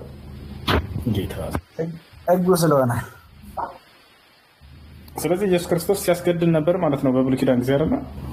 ሲያስገድል አይደለም እና ግደሉ እያለ ሕግ አውጥቶ ሕጉን የጣሰ ይገደል ነበረ እኮ። ያን ሕግ ያወጣላቸው ማለት ነው ኢየሱስ ነው አይደለ? ስለዚህ ዛሬ ላይ አዛኝ ሆኜ የመጣሁኝ ድሮ ግን ጨካኝ ነበርኩ ያስኬዳል። እንደዚህ ድሮ ላይ አንድ ሰው ሲገርፍ ኖረና ውር ብሎ ዛሬ በጣም አዛኝ ነኝ። ዘመኑ ዘመነ ፍዳ ነበረ፣ የምሕረት ዘመን አልነበረም። ያው እኮ ያን እኮ ተከሰለ የሙሴን ሕግ ማለቅ እንደማለት ዘመነ ፍዳ ስለነበረ በሕግ እንጂ በምሕረት አይደለም የተኖረው። በሕግ እንጂ በፍቅር ወይም ደግሞ በምሕረት አልተኖረም። የምን ምሕረት ነው? በብሉይ ኪዳን እንደዛ ነው። የሕግ ዘመን ነበረ። ሕግ ወጥቷል። ያንን ሕግ የጣሰ የሚደርስበት ሕጉ ላይ የተጻፈው ነገር ነው። የሙሴን ሕግ አሁን ግን ከዚህ ጥቅስ በኋላ አሁንም ግን እያልክ ነው እንዴ? እስካሁን ከዛ በደንብ ነው የምልህ። ቁጥር እንጂ ለመቼ የሆነ ሙሉ አድኑ እኮ አላገኘሁትም። አንዱ የሙሴን ሕግ የናቀ ሰው ፍርዱ ምንድን ነው? መገደል። እሱ እኮ ነው ያለው። እሺ ተወግሮ ይገደላል። ምክንያቱም የአዲስ ኪዳን አለ፣ ብሉይ ኪዳን ነው። ነግሬሃለሁ። የፍርድ ዘመን ነው። በፍርድ ነው የሚኖረው። ሕግ የጣሰ ይፈረድበታል። ኢየሱስ ክርስቶስ ነብይ እንደሆነ ታውቃለህ አይደል? አላውቅም። አምላክ እንደሆነ ነው የማውቀው። ነብይ እንደሆነ ይናገራል። እንትላለን መልእክተኛ እንደሆነ ይናገራል። ነብይ እንደሆነ ይናገራል። እንትላለን አባቱ እንደላከው ይናገራል። ነብይ ነው አይደለም? አይደለም። ኦኬ ነብይ እንደሆነ ባሳይስ? ነብይ ነው የምንለው አንድን ሰው እግዚአብሔር የሆነ መልእክት ነግሮት ያንን መልእክት እንዲከውን የሚያገለግለው ከሆነ ያንን ነብይ እንለዋለን። በጣም ጥሩ። ስለዚህ ኢየሱስ ክርስቶስ የእግዚአብሔር ቃል ተነግሮን ነው። እሱ ማስረጃ ልስጥ። ነገር ግን መለኮት የሆነ እንትን ነብይ ልትለው አትችልም። በጣም ጥሩ። መለኮት በራሱ ነው የሚናገረው እንጂ ከማንም አይሰማም አይደለም? በጣም ጥሩ ጎበዝ ልጅ። ነብይ ግን ሰምቶ ነው የሚናገረው አይደለም? በጣም ጥሩ። ስለዚህ ኢየሱስ ክርስቶስ በቃል ምን ይላል? እኔ ከእግዚአብሔር የሰማሁትን የምነግራችሁ ሰው ነኝ ይላል። እናሳየው። ሰምቶ የሚናገር ከአምላክ ነብይ ነው፣ መለኮት ግን በራሱ ነው የሚናገረው ብሎናል። ስለዚህ ኢየሱስ ክርስቶስ ያውቃል በቃል ምን አለ? ያው ዮሐንስ ወንጌል ምዕራፍ 8 ቁጥር 40 ነገር ግን አሁን ከእግዚአብሔር የሰማሁትን እውነት የነገርኳችሁ ሰው እያለ ይናገራል። ከእግዚአብሔር ሰምቶ የሚናገር ሰው ነው ኢየሱስ ክርስቶስ። ያው እግዚአብሔር ማን ነው? ምን ብለህ ነበር ቅድም? ነብይ ማለት ምን ብለህ ነበር ቅድም? ከእግዚአብሔር የሰማውን እውነት የሚናገር ምን ብለህ ነበር ቅድም? ነብይ ማለት ከእግዚአብሔር ሰምቶ ለሰዎች የሚናገር ሰው ማለት ነው። ያው ቃል በቃል ኢየሱስ ምን አለ? እኔ ከእግዚአብሔር የሰማሁትን የምነግራችሁ ሰው ነኝ አለ። ነብይነት ነው ማለት ነው። ቀደም ደግሞ ምን አልኩህ? መለኮት ያለበትን ሰላም አለይኩም መልክተኛ ልንል አንችልም ብያለሁ። አለይኩም ሰላም። እሺ ጥያቄሽ? ኦኬ ይቅርታ፣ ያው ብዙ ጊዜ አስገባኝ እያልኩ ኦኬ ከአንድ ኦርቶዶክስ ሰው ጋር እኔ ተነጻጽሬ ነበር ማለት ነው ወደ አንተ የመጣሁት። እሺ እናም እግዚአብሔር ምድርን ሰማይንም ፍጥረታቶችን በሙሉ የፈጠረ አንድ አምላክ ነው፣ ከሱ ውጭ ሌላ። ከዛም እኔ ደግሞ ሰማይንም ምድርን ፍጥረታቶችን በሙሉ የፈጠረ አንድ አምላክ ነው፣ እሱም አላህ ነው። አላህ አይወልድም አይወለድም።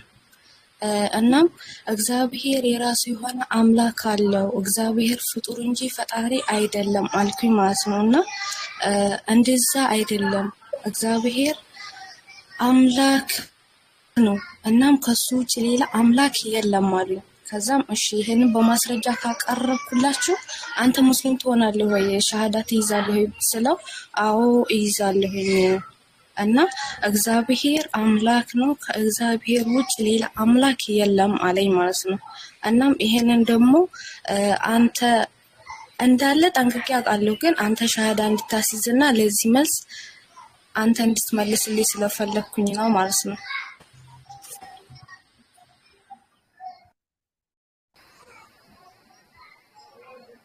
ዘፈርሽ ያው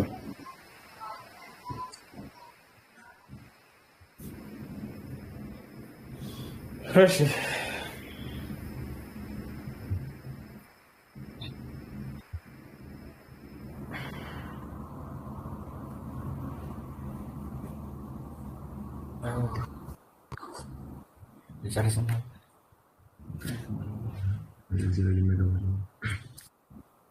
እሺ እግዚአብሔር ማን ነው? ኢየሱስ ነብይ መሆን ተረዳህ አይደለ? አልተረዳውም እንዴ? ነገርኩህ እኮ መለኮት ያለበት ነብይ ነው ልትለው አትችልም። ና በቃ ላሳየህ። ቃል በቃል ነብይ ነው ብሎ ቢነገርም አትቀበልም? ላሳየህ እሱን። ቃል በቃል ነብይ ነው የሚል ባመጣልህ ትቀበላለህ ወይንስ መጽሐፍ ነው አትቀበለው? ላሳየህ። እሺ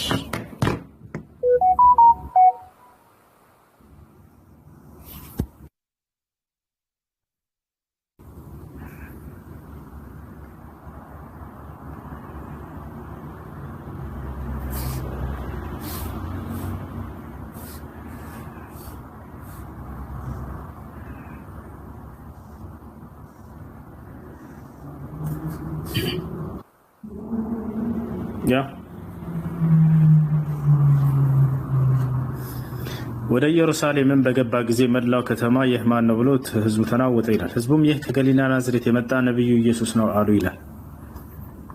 ህዝቡ እኮ ነው ያለው። ከዛስ ኦኬ፣ እነዚህ ህዝቦቹ ተሳስተው ነበረ?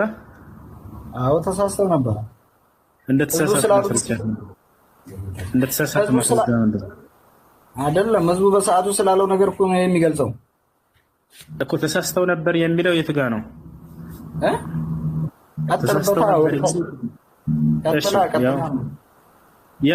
አንብብ። ኢየሱስ ወደ መቅደስ ገባና በመቅደስ የሚሸጡትን የሚገዙትን ሁሉ አወጣ። የገንዘብ ለዋጮችን ገበታዎች፣ የእርግብ መሻጮችን ወንበሩ ገለበጠና ቤቴ የጸሎት ቤት ትባላለች ተብሎ ተጽፏል። እናንተ የወንበዴዎች ዋሻ አረጋችሁት አለ። ቀጥል። አለቀ። አደረጋችኋት አላቸው። በመቅደስም እውሮችና አንካሶች ወደ እርሱ ቀረቡና ፈወሳቸው። ነገር ግን የካህናት አለቆች፣ ጻፎች ያደርጉት። በነገራችን ላይ በጣም ብዙ እኮ ነው። ምዕራፉ ሙሉ አይደል እንዴ? ሙሉ ስታነበው ተሳስተዋል የሚል የቱ ጋር ነው?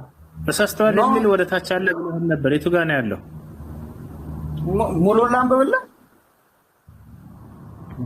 እንዴ? ለምን እንደምታነብህ እንድታሳየኝ እኮ ነው። ተሳስተዋል በምኑ ነው የምስማማው? ህዝቡ እኮ እዚህ ጋር ግራ እንደተጋቡ በኢየሱስም እያመኑ እንዳልሆነ ይናገራሉ። ተጋብተዋል የሚል የለም። ያው እሱ እንደውም ማቴዎስ ሲያስቀምጥ ስህተት ቢሆን ተሳስተዋል ግን ህዝቡ እሱ ግን ነብይ አይደለም ብሎ ያስቀምጥልሃል እኮ። ማን ነው እያሉ እኮ ይጠያየቁ ነበረ ህዝቡ ኢየሱስ በሚመጣበት ሰዓት። ወይ እኔ እኮ ቁጥር አላውቅም። እሺ ምን እናደርጋለን? የቱን ቁጥር ነው? እኔ ላውጣልህ፣ ችግር የለም። ያውና ህዝቡ የዘመኑ ሰዎች ነብይ ነው ብለው ያምናሉ። አሁን እዚህ ጋር ተሳስተው ከሆነ ኢየሱስ ክርስቶስ ስህተታቸውን ያርማቸዋል አያርማቸውም? ኢየሱስ እኮ ህዝቡ ውስጥ የተነጋገሩትን እኮ ነው እያሉ ያሉት ህዝቡ እንጂ ኢየሱስ ጋር መጥቶ አይደለም።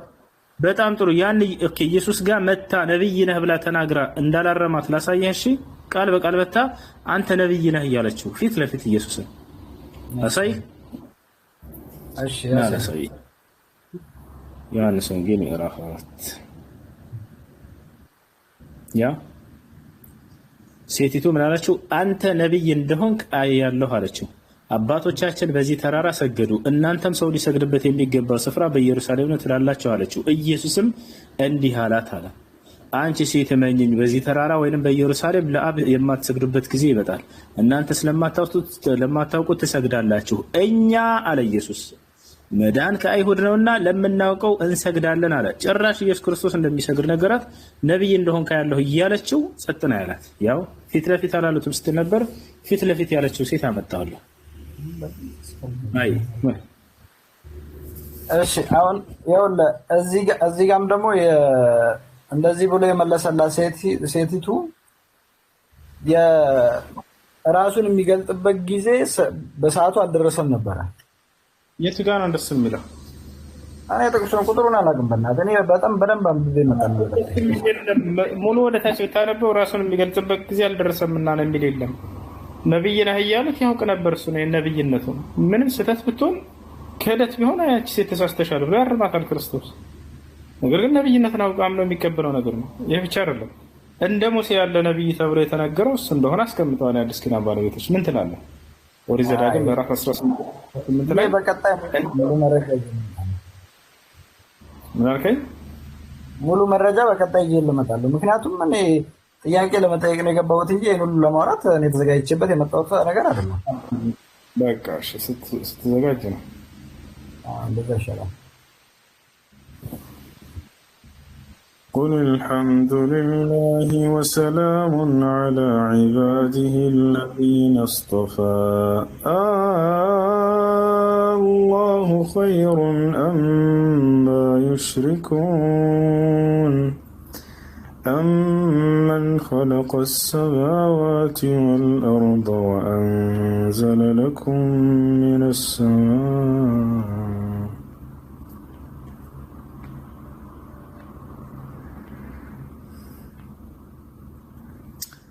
እሺ ሰላም አለይኩም። ወአለይኩም ሰላም።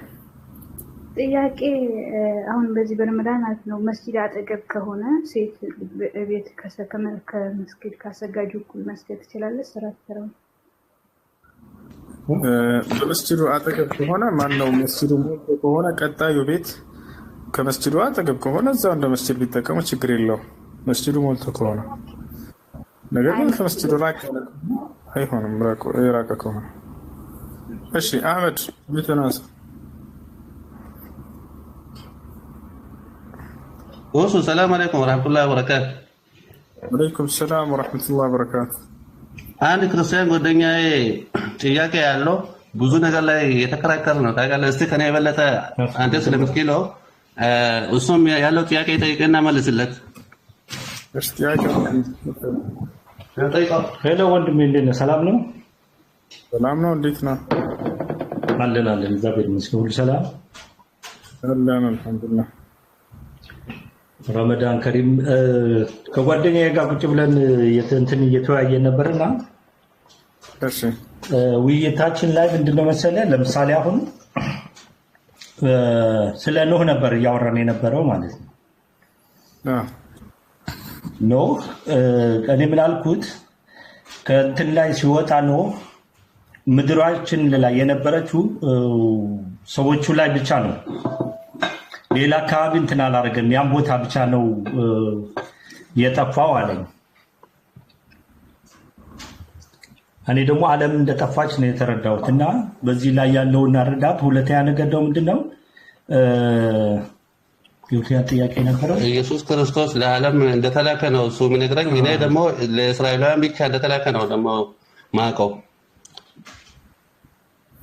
እና ኢየሱስ ክርስቶስ ለዓለም ሙሉ ነው የተላከው ወይስ ለእስራኤላውያን ብቻ ነው የተላከው? እኔ ለእስራኤል ብቻ ነው የተላኩት ብሏል ኢየሱስ። ይሄን ታውቃለህ አይደል ወገናችን? እኔ ለዓለም እንደተላከ ነው የማውቀው። ኦኬ እንግዲህ አሁንስ መጽሐፍ ቅዱስ ይዛል ማለት ነው? አልያዝም። አጋጣሚ እንወጣለን። በቃ ለስራ አረፍት ላይ ቁጭ ብለን ነው። አጋጣሚ ችግር የለውም።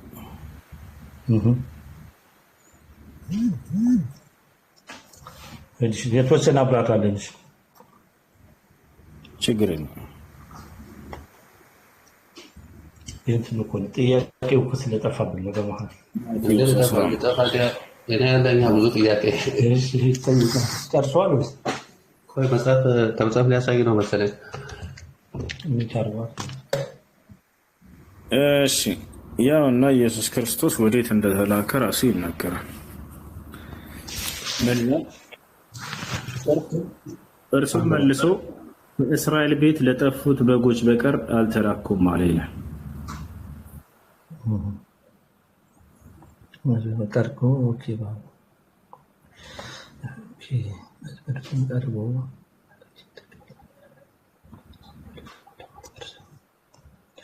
እርሱ በእስራኤል ቤት ለጠፉ በጎች በር እላካቸዋለሁ አለ። እሱ ግን መውጣት ነው። ኢየሱስ ክርስቶስ ለእስራኤል ቃል በቀር እሺ ኢየሱስ ክርስቶስ ወንድ መሆኑን ነው እኛ የምናውቀው። እና አሁን ቅድም የሆነ ጥያቄ ጠይቆኝ ነበረ። ኢየሱስ ደግሞ እግዚአብሔር እንደሆነ ነው እሱ የሚነግረኝ። ብልት እንዳለው ደግሞ ብልት ያለው ደግሞ ወንድ ልጅ ነው ታውቃለህ። ያንተ ፈጣሪ ታዲያ ወንድ ነው ሴት ነው ብሎ ጠየቀኝ። እኔ ደግሞ ጾታ እንደሌለው ነው የማውቀው። ወአለይኩም ሰላም ደቂቃ። የኔ ፈጣሪ ደግሞ ጾታ እንደሌለው ነው የማውቀው። እና የነሱ ብልት ስላለው እንዴት ነው ፈጣሪ መሆን ይችላል? ኢየሱስ ክርስቶስ ወንድ ልጅ ነው። ኢየሱስ ክርስቶስ ወንድ ልጅ ነው። ይሄን መጽሐፍ ራሱ ይናገራል።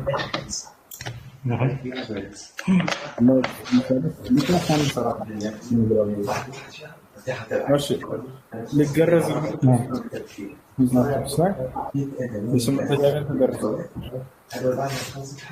እና ያው ተገርዟል ይላል እኮ አዳምጠው። አቤት እሱ እሺ ወንድ ልጅ ነው። ቃል በቃል እነሆ ትጸንሻለሽ፣ ወንድ ልጅንም ትወልጃለሽ፣ ስሙንም ኢየሱስ ትይዋለሽ ይላል።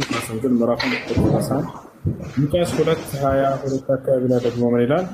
ሊገረዙትም በስምንተኛ ቀን ወሰዱት ይላል። እናቱ ማርያም አዝላ ልታስገርዘው ወስዳለች። ምን ነው ታስገርዘው? ስለዚህ ፈጣሪ አይደለም ማለት ጾታ ስላለው ፈጣሪ መሆኑ ነው።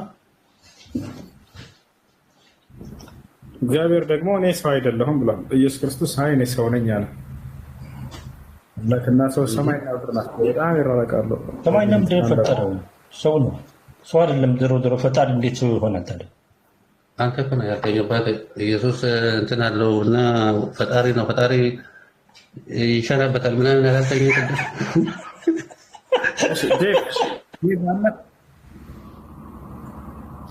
ዴቭ ከላይ ያለው ልጅ ሰላም አለይኩም። ወአለይኩም ሰላም ወራህመቱላህ። ሰላም ነው። እንዴት ነው? አላህ አልሐምዱሊላህ።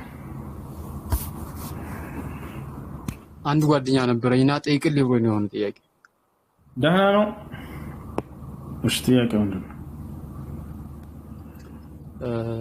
ወታደር ነው እና እሱ እሺ እና የሆነ አላህ ሽቶት የሆነ ብሞት ምን እንዴት ይታያል? ይሄ በሸሪዓ ሶላት አይሰግድም አይደለ? አይሰግድም። ወደ ጀሃነም አይፈቀድም። ወደ ጀሃነም ሶላት የማይሰግድ ሰው አላህ ቃል በቃል በቁርአን ላይ يعني ما سلككم في سقر قالوا لم نكن من المصلين ይላል።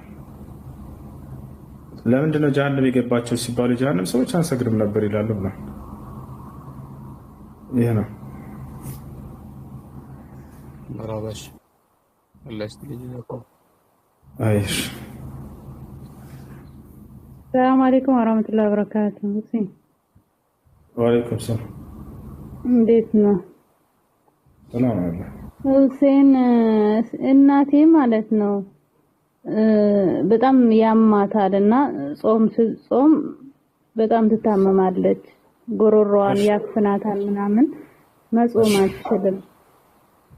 ስለዚህ አሁን የሷን ጾም እንዴት ነው ማድረግ የምችለው? መጾም አበደን አትችልም በጣም ስለታመመች ማለት ነው። አይሻላትም? ከጊዜ በኋላ አብሮ ሁሉ ጊዜ የሚሻላት በሽታ አይደለም። እንደሱ ከሆነ እንግዲህ አሁንስ በየረመዳን በመጣ ቁጥር ለእያንዳንዱ ቀን አንዳንድ ምስኪን በማብላት ከፋራ ማውጣት። አይዋ ጀዛከላህ ኸይራን። ሌላው ጥያቄ ደግሞ አሁን ምሳሌ እንትን ሀያቴ ወደ ሽርክ ነበረች ያኔ ታሻርክ ነበረ በድሮ ጊዜ ማለት ነው። ጫሌ ምናምን እንትን ነበረ። ከዛ እናቴ ደግሞ አውጥታ ጣለችው ማለት ነው። እና ሀያቴ ያደረገችው ያ የሽርክ ነገር እኛ ላይ ይመጣል ወይ? እኛን ይጎዳናል ወይ? አሁን ላይ አይጎዳሽ። ጀዛከላ ኸይራን። ሽክራን።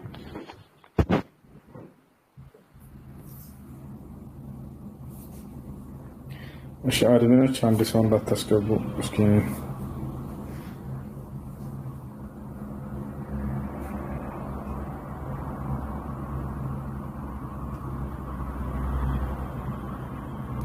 ሙቤ ምን እያለ ነው?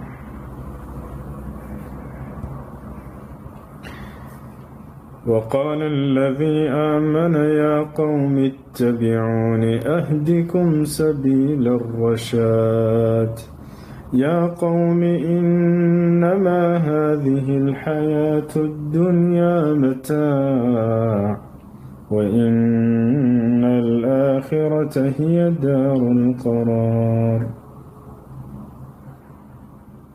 من عمل سيئة فلا يجزى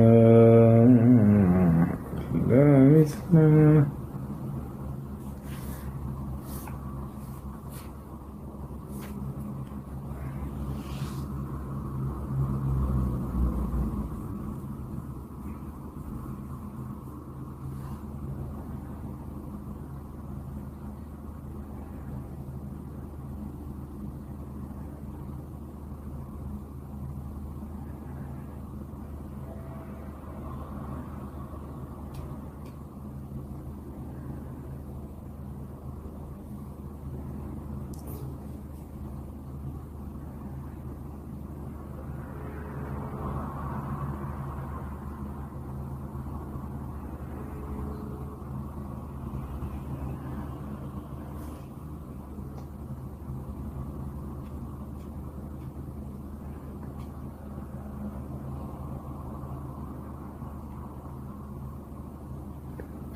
وعليكم السلام ورحمة الله وبركاته.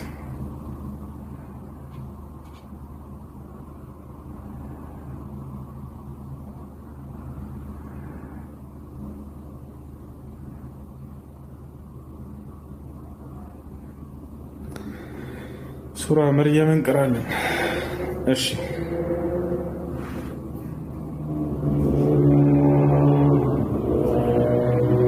መህዲ ሰላም አለይኩም። ወአለይኩም ሰላም። ፈልገህ ነበር? ችግር የለውም። ላይቭ ላይ ነህ አይደለ? በሆስት መምጣት ትችላለህ። እሺ ያው ومن عمل صالحا من ذكر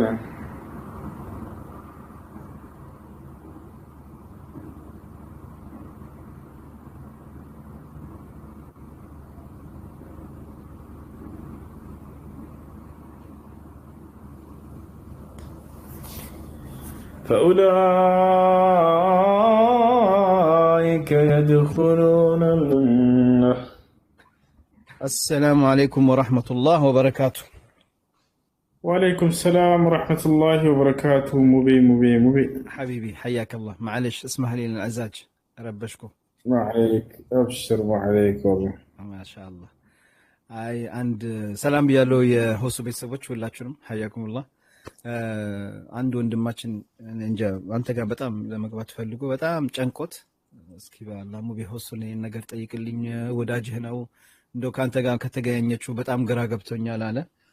ልጁ ኢትዮጵያ ነበርና ወደ ኢማራት መጥቷል። እንግዲህ ወደ ኢማራትም የመጣበት ምክንያት ያው አንዲት የተዋወቃት ሴት ናት። እሱ ሙስሊም ነው፣ እሷ የሌላ እምነት ተከታይ ናትና በሷ ምክንያት ነው ወደ ኢማራት የመጣው። እሱም እንግዲህ ያው ትንሽ የመሰለው እሱ ከዛ ከሄደ በኋላ ትንሽ ዲነል እስላም አስተምሯት ወደ እስልምና እንድትመጣ ነበርና ግን ነገሩ እንደሱ እንደጠበቀው አልሆነም። እሷ ግን ያው እሷም ልክ ያሰበችው የሱን አይነት ነውና አሁን የኔን እምነት ካልተከተልክ ብላ ብዙም ችግር ላይ ናቸውና ምን ይሻለኛል እና ብሎ ሲጠይቀኝ እንደዚህ አይነት ጥያቄ እና ሁሱን ሊመልሱልኝ ይችላሉ እንጂ እኔ ምን ማድረግ አልችልም፣ ሁሱን ጠይቅልሃለሁ አልኩት እና ይሄን እያለ ነው።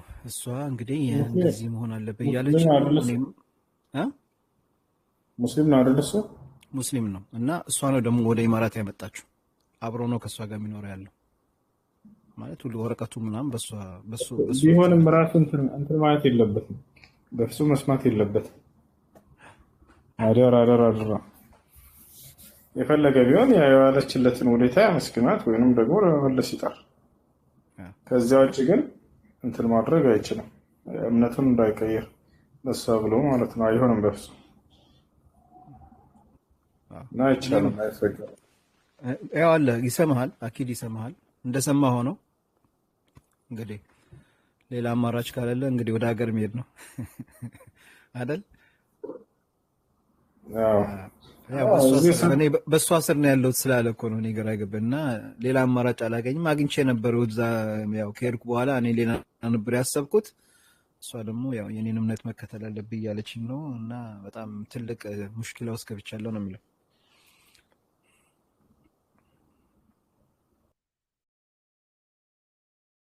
እወድሻለሁ በለኝና ተመለሰ ትገባለህ ትባላል። አይ መከራ አይ ይምራን ወለ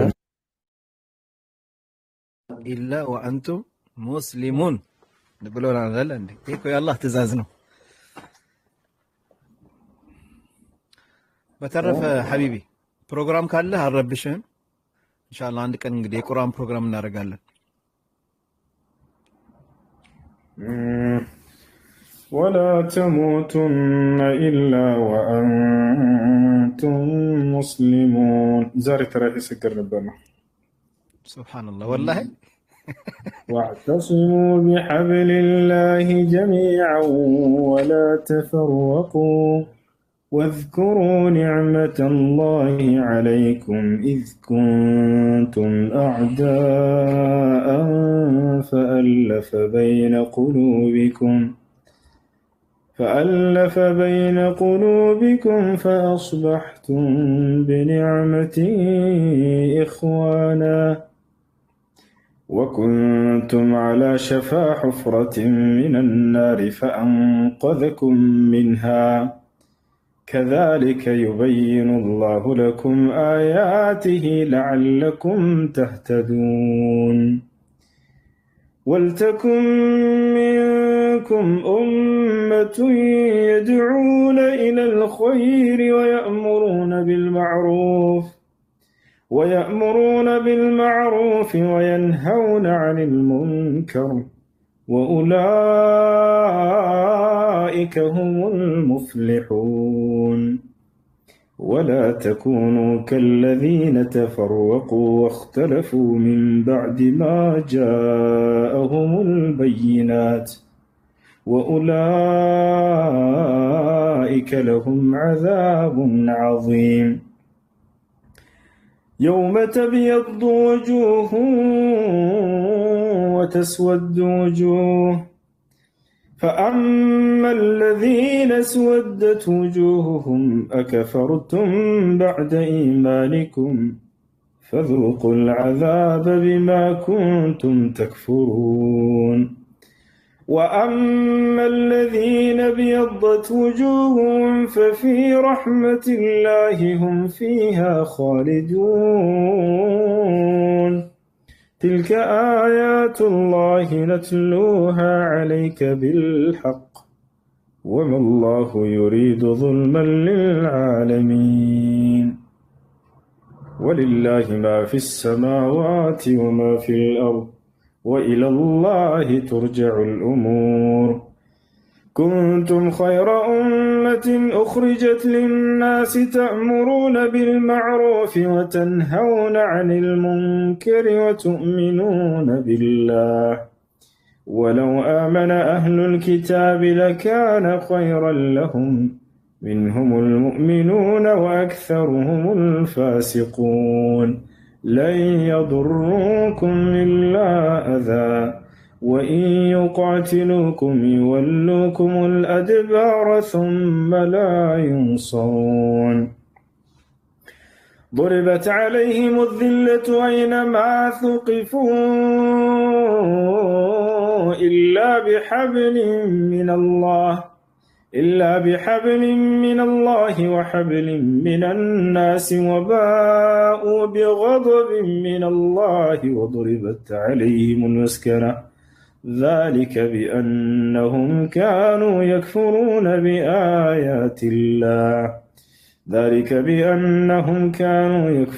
بآيات الله ويقتلون الأنبياء بغير حق ذلك بما عصوا وكانوا يعتدون ليسوا سواء من أهل الكتاب أمة قائمة يتلون آيات الله آناء الليل وهم يسجدون يؤمنون بالله واليوم الآخر ويأمرون بالمعروف وينهون عن المنكر ويسارعون في الخيرات وأولئك من الصالحين وما يفعلوا من خير فلن يكفروه والله عليم بالمتقين إن الذين كفروا لن تغني عنهم أموالهم ولا أولادهم من الله شيئا وأولئك أصحاب النار هم فيها خالدون مثل ما ينفقون في هذه الحياة الدنيا كمثل ريح فيها سر أصابت حرث قوم ظلموا أنفسهم فأهلكت وما ظلمهم الله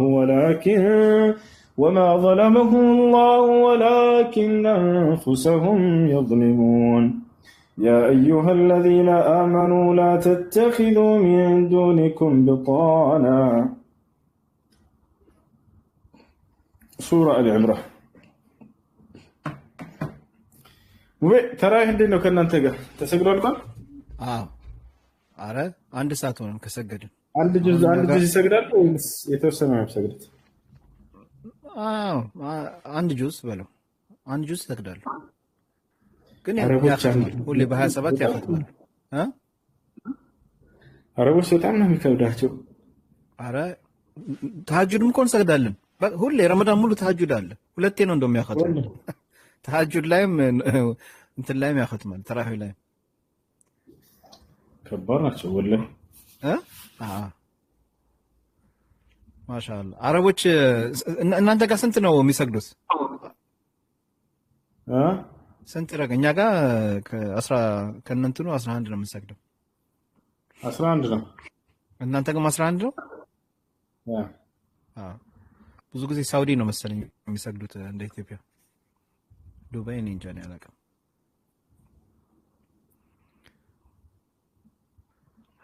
ኢንሻአላህ አንድ ቀን ደግሞ ያው ሐራም ኢንሻአላህ ረመዳንን ሁሱ እኔ ካባ ካላሰገድኩኝማ እኔ በቃ አላህ እንዳይከልል ካባ ሳላሰግድ ኢንሻአላህ ታሰግዳለህ። ኢንሻአላህ ወላሂ በዚህ ድምጽ በሱዳንኛ ኢንሻአላህ አንድ ሀበሻማ ያስፈልገናል። እንደው አንድ ሀበሻ የኢትዮጵያ ሳውዲ አረቢያ ማለት ነው። ባረክ ወላሂ የዛኔ ሳውዲ አረቢያ አስበው የዛኔ ገና 15 ዓመት ራሱ የሞላኝ አይመስለኝም። እና ያቺ ቁርአን የሄድኩኝ ጊዜ ልክ ሮብ ነው የገባ ነው እዛ ሐሙስ ነው ሮብ ልክ ጁምዓ ከሁለት ቀን ምናምን በኋላ ከሆነ ልጅ ጋር አብረን ከተያዘልን ሆቴል ለቁርአን ሐፊዞች ተብሎ ከአባ በአቅራቢያችን ይታየናል። ሳየው ልቤ በቃ በጣም እንትን ነበር ያለው እንቅልፍ እንዴት ይምጣኝ ቶሎ እስኪሄድ ድረስ። ከዛ ልክ ከአባ ሄድን። ልክ እንደዚህ ከሩቅ ሳየው በቃ ሌላ ዓለም ውስጥ ያለህ ነው የመሰለኝ ወላሂ። ሱብሃንአላህ ቀጥታ ሄድኩኝና በሩጫ ነው ሄድኩት። እየሮጥኩ ሄድኩኝና ብዙ ዘሕማ አልነበረ። ሂጄ ከአባ ልጥፍ አልኩበትና በቃ መሳም ጀመርኩ። ሱብሃንአላህ ፖሊሱ መጣና የሆነ በዛ የሚጠብቁት ማለት ነው በጣም በመገረም ምን እያደረክ ነው አለ። እየሳምኩት لا بس لي لأن أحبه كثيرا وأنا مشتاق له كثيرا በጣም ስለምወደው በጣም ስለናፈቀኝ አልኩት። ከዚያ ሳቅ አለና ፈገግ ብሎ ምናምን እና እዚህ ጋር ስገድ አለኝና አለች አይደል እንደዚህ ክቧ እሷ ጋር እና እዚህ ስገድ አለኝ። ከዚያ በኋላ ስገድ ከዚያ እዚህ ጋር ያንጠለጠሉልን ነገር አለ። እነዚህን ወደ ውጭ ስትወጡ ከሆቴል እንዳታወልቋቸው ተብለናል። ከየሀገሩ ብለን የመጣ ነው ምናምን ከኢትዮጵያ ነው የመጣት ምናምን እዛች ላይ አለች።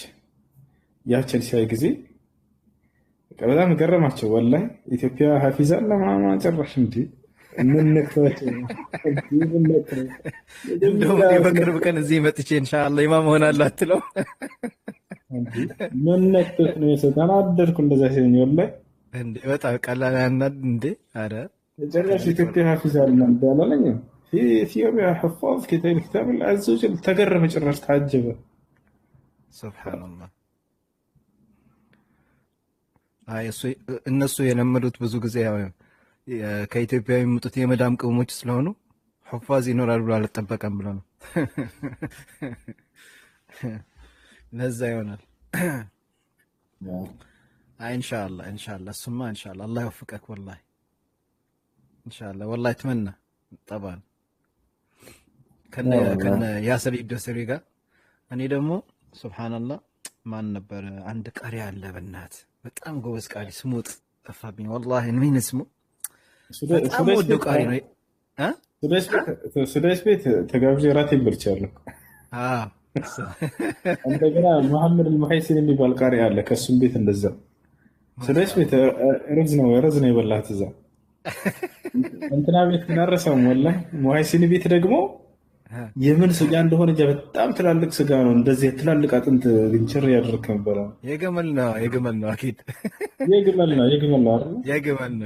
ነው እነሱ ጋር እኮ ግመል አድሮ ካጋበዙ በጣም ትልቅ አዙማ ነው። ሊበላኝ ነው ይሄ ስጋ ልበላው ነው። በጣም ትላልቅ ይሄ ስጋ ነው። ያኔ ደግሞ ገና ትንሽ ነበር ከሱ አስበዋል።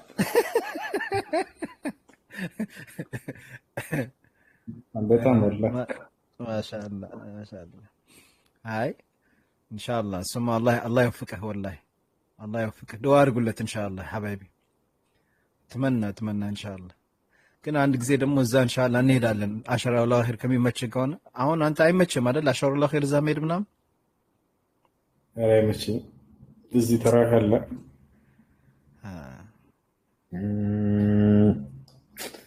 وقال الذي آمن يا قوم اتبعون أهدكم سبيل الرشاد يا قوم إنما هذه الحياة الدنيا متاع وإن الآخرة هي دار القرار من عمل سيئة فلا يجزى إلا مثلها ومن عمل صالحا من ذكر أو أنثى وهو مؤمن فأولئك يدخلون الجنة يرزقون فيها بغير حساب. ويا قوم ما لي أدعوكم إلى النجاة وتدعونني إلى النار تدعونني لأكفر بالله وأشرك به ما ليس لي به علم وأنا أدعوكم إلى العزيز الغفار. لا جرم أن ما تدعونني إليه ليس له دعوة في الدنيا ولا في الآخرة وأن مردنا إلى الله وأن المسرفين هم أصحاب النار. فستذكرون ما أقول لكم وأفوض أمري إلى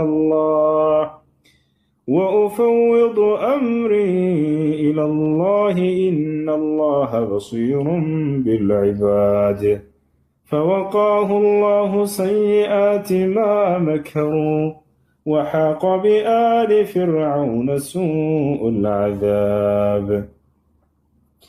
النار يعرضون عليها غدوا وعشيا ويوم تقوم الساعة أدخلوا آل فرعون أشد العذاب وإذ يتحاجون في النار فيقول الضعفاء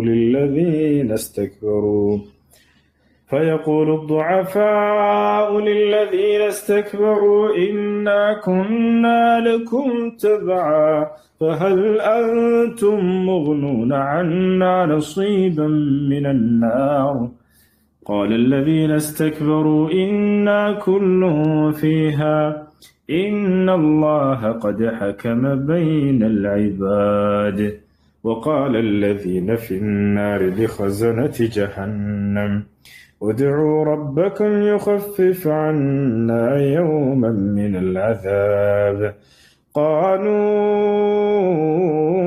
أولم تك تأتيكم رسلكم بالبينات قالوا بلى قالوا فادعوا وما دعاء الكافرين إلا في ضلال. إنا لننصر رسلنا والذين آمنوا في الحياة الدنيا ويوم يقوم الأشهاد يوم لا ينفع الظالمين معذرتهم ولهم اللعنة ولهم سوء الدار. ولقد آتينا موسى الهدى وأورثنا بني إسرائيل الكتاب هدى وذكرى لأولي الألباب.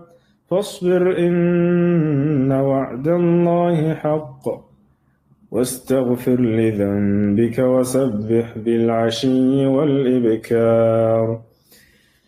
إن الذين يجادلون في آيات الله بغير سلطان أتاهم إن في صدورهم إلا كبر ما هم ببالغيه فاستعذ بالله إنه هو السميع العليم. لخلق السماوات والأرض أكبر من خلق الناس ولكن أكثر الناس لا يعلمون. وما يستوي الأعمى والبصير والذين آمنوا وعملوا الصالحات ولا المسيء قليلا ما تتذكرون. إن الساعة لآتية لا ريب فيها ولكن أكثر الناس لا يؤمنون. وقال ربكم ادعوني أستجب لكم إن الذين يستكبرون عن عبادتي سيدخلون جهنم داخرين الله الذي جعل لكم الليل لتسكنوا فيه والنهار مبصرا إن في ذلك لآيات لقوم يتذكرون إن الله لذو فضل على الناس ولكن أكثر الناس لا يشكرون ذلكم الله ربكم لا إله إلا هو خالق كل شيء ذلكم الله ربكم خالق كل شيء لا إله إلا هو فأنا تؤفكون الله الذي جعل لكم الأرض قرارا والسماء بناء وصوركم فأحسن صوركم ورزقكم من الطيبات الحمد لله بل أكثرهم لا يعلمون والحي لا إله إلا هو فادعوه مخلصين له الدين الحمد لله رب العالمين قل إني نهيت أن أعبد الذين تدعون من دون الله قل إني نهيت أن أعبد الذين تدعون من دون الله لما جاءني البينات من ربي وأمرت أن أسلم لرب العالمين ሙቢ ሐቢብ ማሻአላህ። ግን በወላሂ ሁሱ እንዴት ነው አይደክምም? አሁን ተራዊህ ሰግደህ መተህ ምናምን ማሻአላህ አላህን ወላሂ ቆን ግን ወላሂ ጠንካራ ሰው ነው። ወላሂ ሁሱ ማሻአላህ ወላሂ ከጸዋት ጀምረህ አላሁ አክበር ወላሂ ማሻአላህ በሉ። ወላሂ ቀላል እኮ አይደለም አይደል? በዛ ደግሞ እናንተ ጋር ሙቀት ነው አለ ሁሱ ይሞቃል። አኪድ ሐር ነው ቅዝቃዜ ነው። አልሐምዱሊላህ። አረ እኔ እኮ ብዙ ጊዜ በዚህ ዑምራ ረመዳን ላይ ምናምን ሲሄድ በጣም ነው የሚሞቀው እና ከሙቀቱ ጋር ዙሁር ላይ ራሱ እኮ ከቤት ማንም ሰው አይወጣም። ጠዋት ራሱ ሱቆች እስከ እንትን ነው የሚሰሩት፣ እስከ ዙሁር ነው አብዛኛው የሚሰሩት ሌሊት ካልሆነ በስተቀር። አላህ ያግዘህ እንግዲህ ሐቢቢ አላህ ያግዘህ። ማሻአላህ መስለም የምትፈልጉ ሰዎች አላችሁ? በዚህ አጋጣሚ ካላችሁ ምን ይመጣሉ? እስኪ እሱ ጋር እንሄዳለን፣ እናስገባችኋለን። አለ ጻፉ።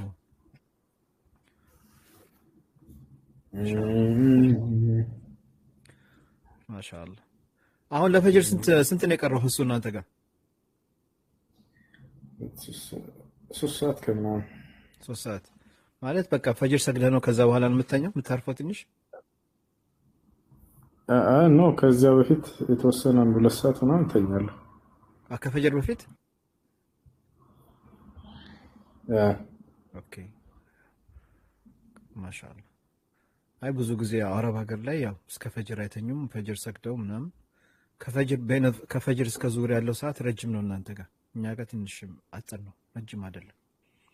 በዛ ሰዓት ያው ብዙ ጊዜ ይተኛሉ። እንደዛ ነው እና ለዛ ነው እኔም እንደዛ ይሆናል፣ የምታርፍበት ሰዓት ይሆናል።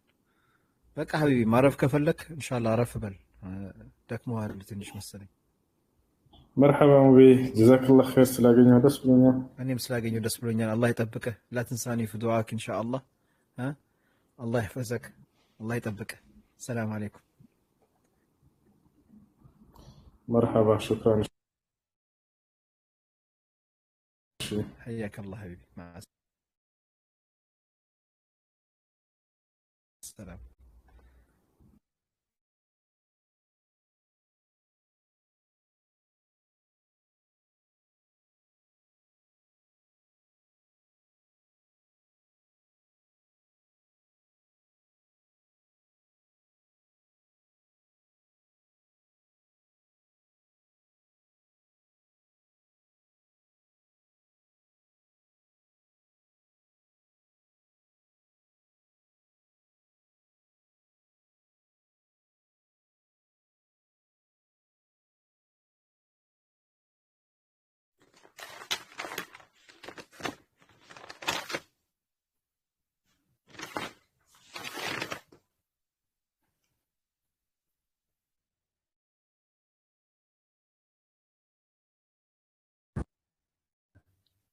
ሰማችሁ? ማንኛውም ነገር የሚመጣው አላህ Subhanahu Wa Ta'ala ሲፈቅድ ብቻ ነውና ስለዚህ ሊላህ ከተደረገ ማንኛውም ነገር ምንም ነገር አያግዳችሁም። ምንም አይነት ፈተና ቢመጣ ምንም አይነት ከፍ ምንም ነገር ቢመጣ አያግዳችሁም። ስለዚህ የመዳን ቤት ብትሆኑ መልበስ ይቻላል። ቀላል ነው በነገራችን ላይ መልበስ። እስቲቃማ ደግሞ ይፈልጋል። ይሄ እንትን የሚባል ነገር እንደገና ደግሞ ጓደኛ አስተካክሉ።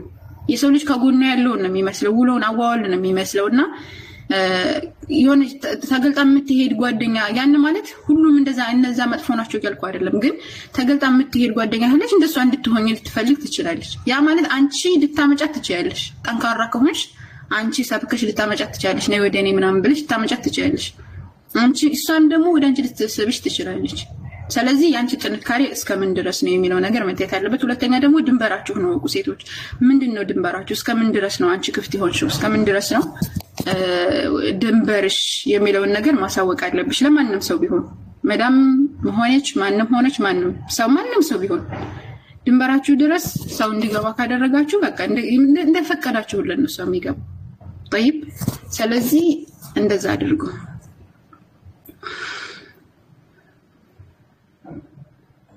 ዛህራ እናመሰግናለን፣ በጣም እናመሰግናለን። ተነበረ ተጠየቃችሁት ጥያቄ ለሰጣችሁት መልስ መልካም ጊዜ ይሁንላችሁ። ደህና ደሩ። ሰላም አለይኩም። አሰላሙ አለይኩም ኡስታዝ። ኧረ ወአለይኩም ሰላም። ኧረ እንቆይ ኡስታዝ፣ ትንሽ እንቆይ እንጂ። አይ ኧረ እንቆይ ይብቃል። ኧረ ይብቃል ወንድሜ። ኧረ ኡስታዝ አሁን ዛህራ ባነሳቸው ሀሳብ ላይ ከላይ ከፍ ብሎ ያለውን የቁርአን አያት እንዳውም ለኛ ለወንዶች قل للمؤمنين يغضوا من أبصارهم ويحفظوا فروجهم የሚለው ትንሽ አብራሩ። ለሚናት يغضوا ለወንዶች የሚለው قل للمؤمنين يغضوا من أبصارهم ويحفظوا فروجهم ይላል። እስቲ አሁን ከሱ ሌላ ቀን እናብራራዋለን። ሀጂ አማን እንዴት ነህ ግን አንተ? ጾም እንዴት ነው? አልሐምዱሊላህ በጣም አሪፍ ነው። ዋናው ሰው አንተ ጋር እንዴት ነው? አማን እንዴ ልዘጋው ነበር እኮ ሰው መጣ። ለበይክ ደህና ነው አልሐምዱሊላህ።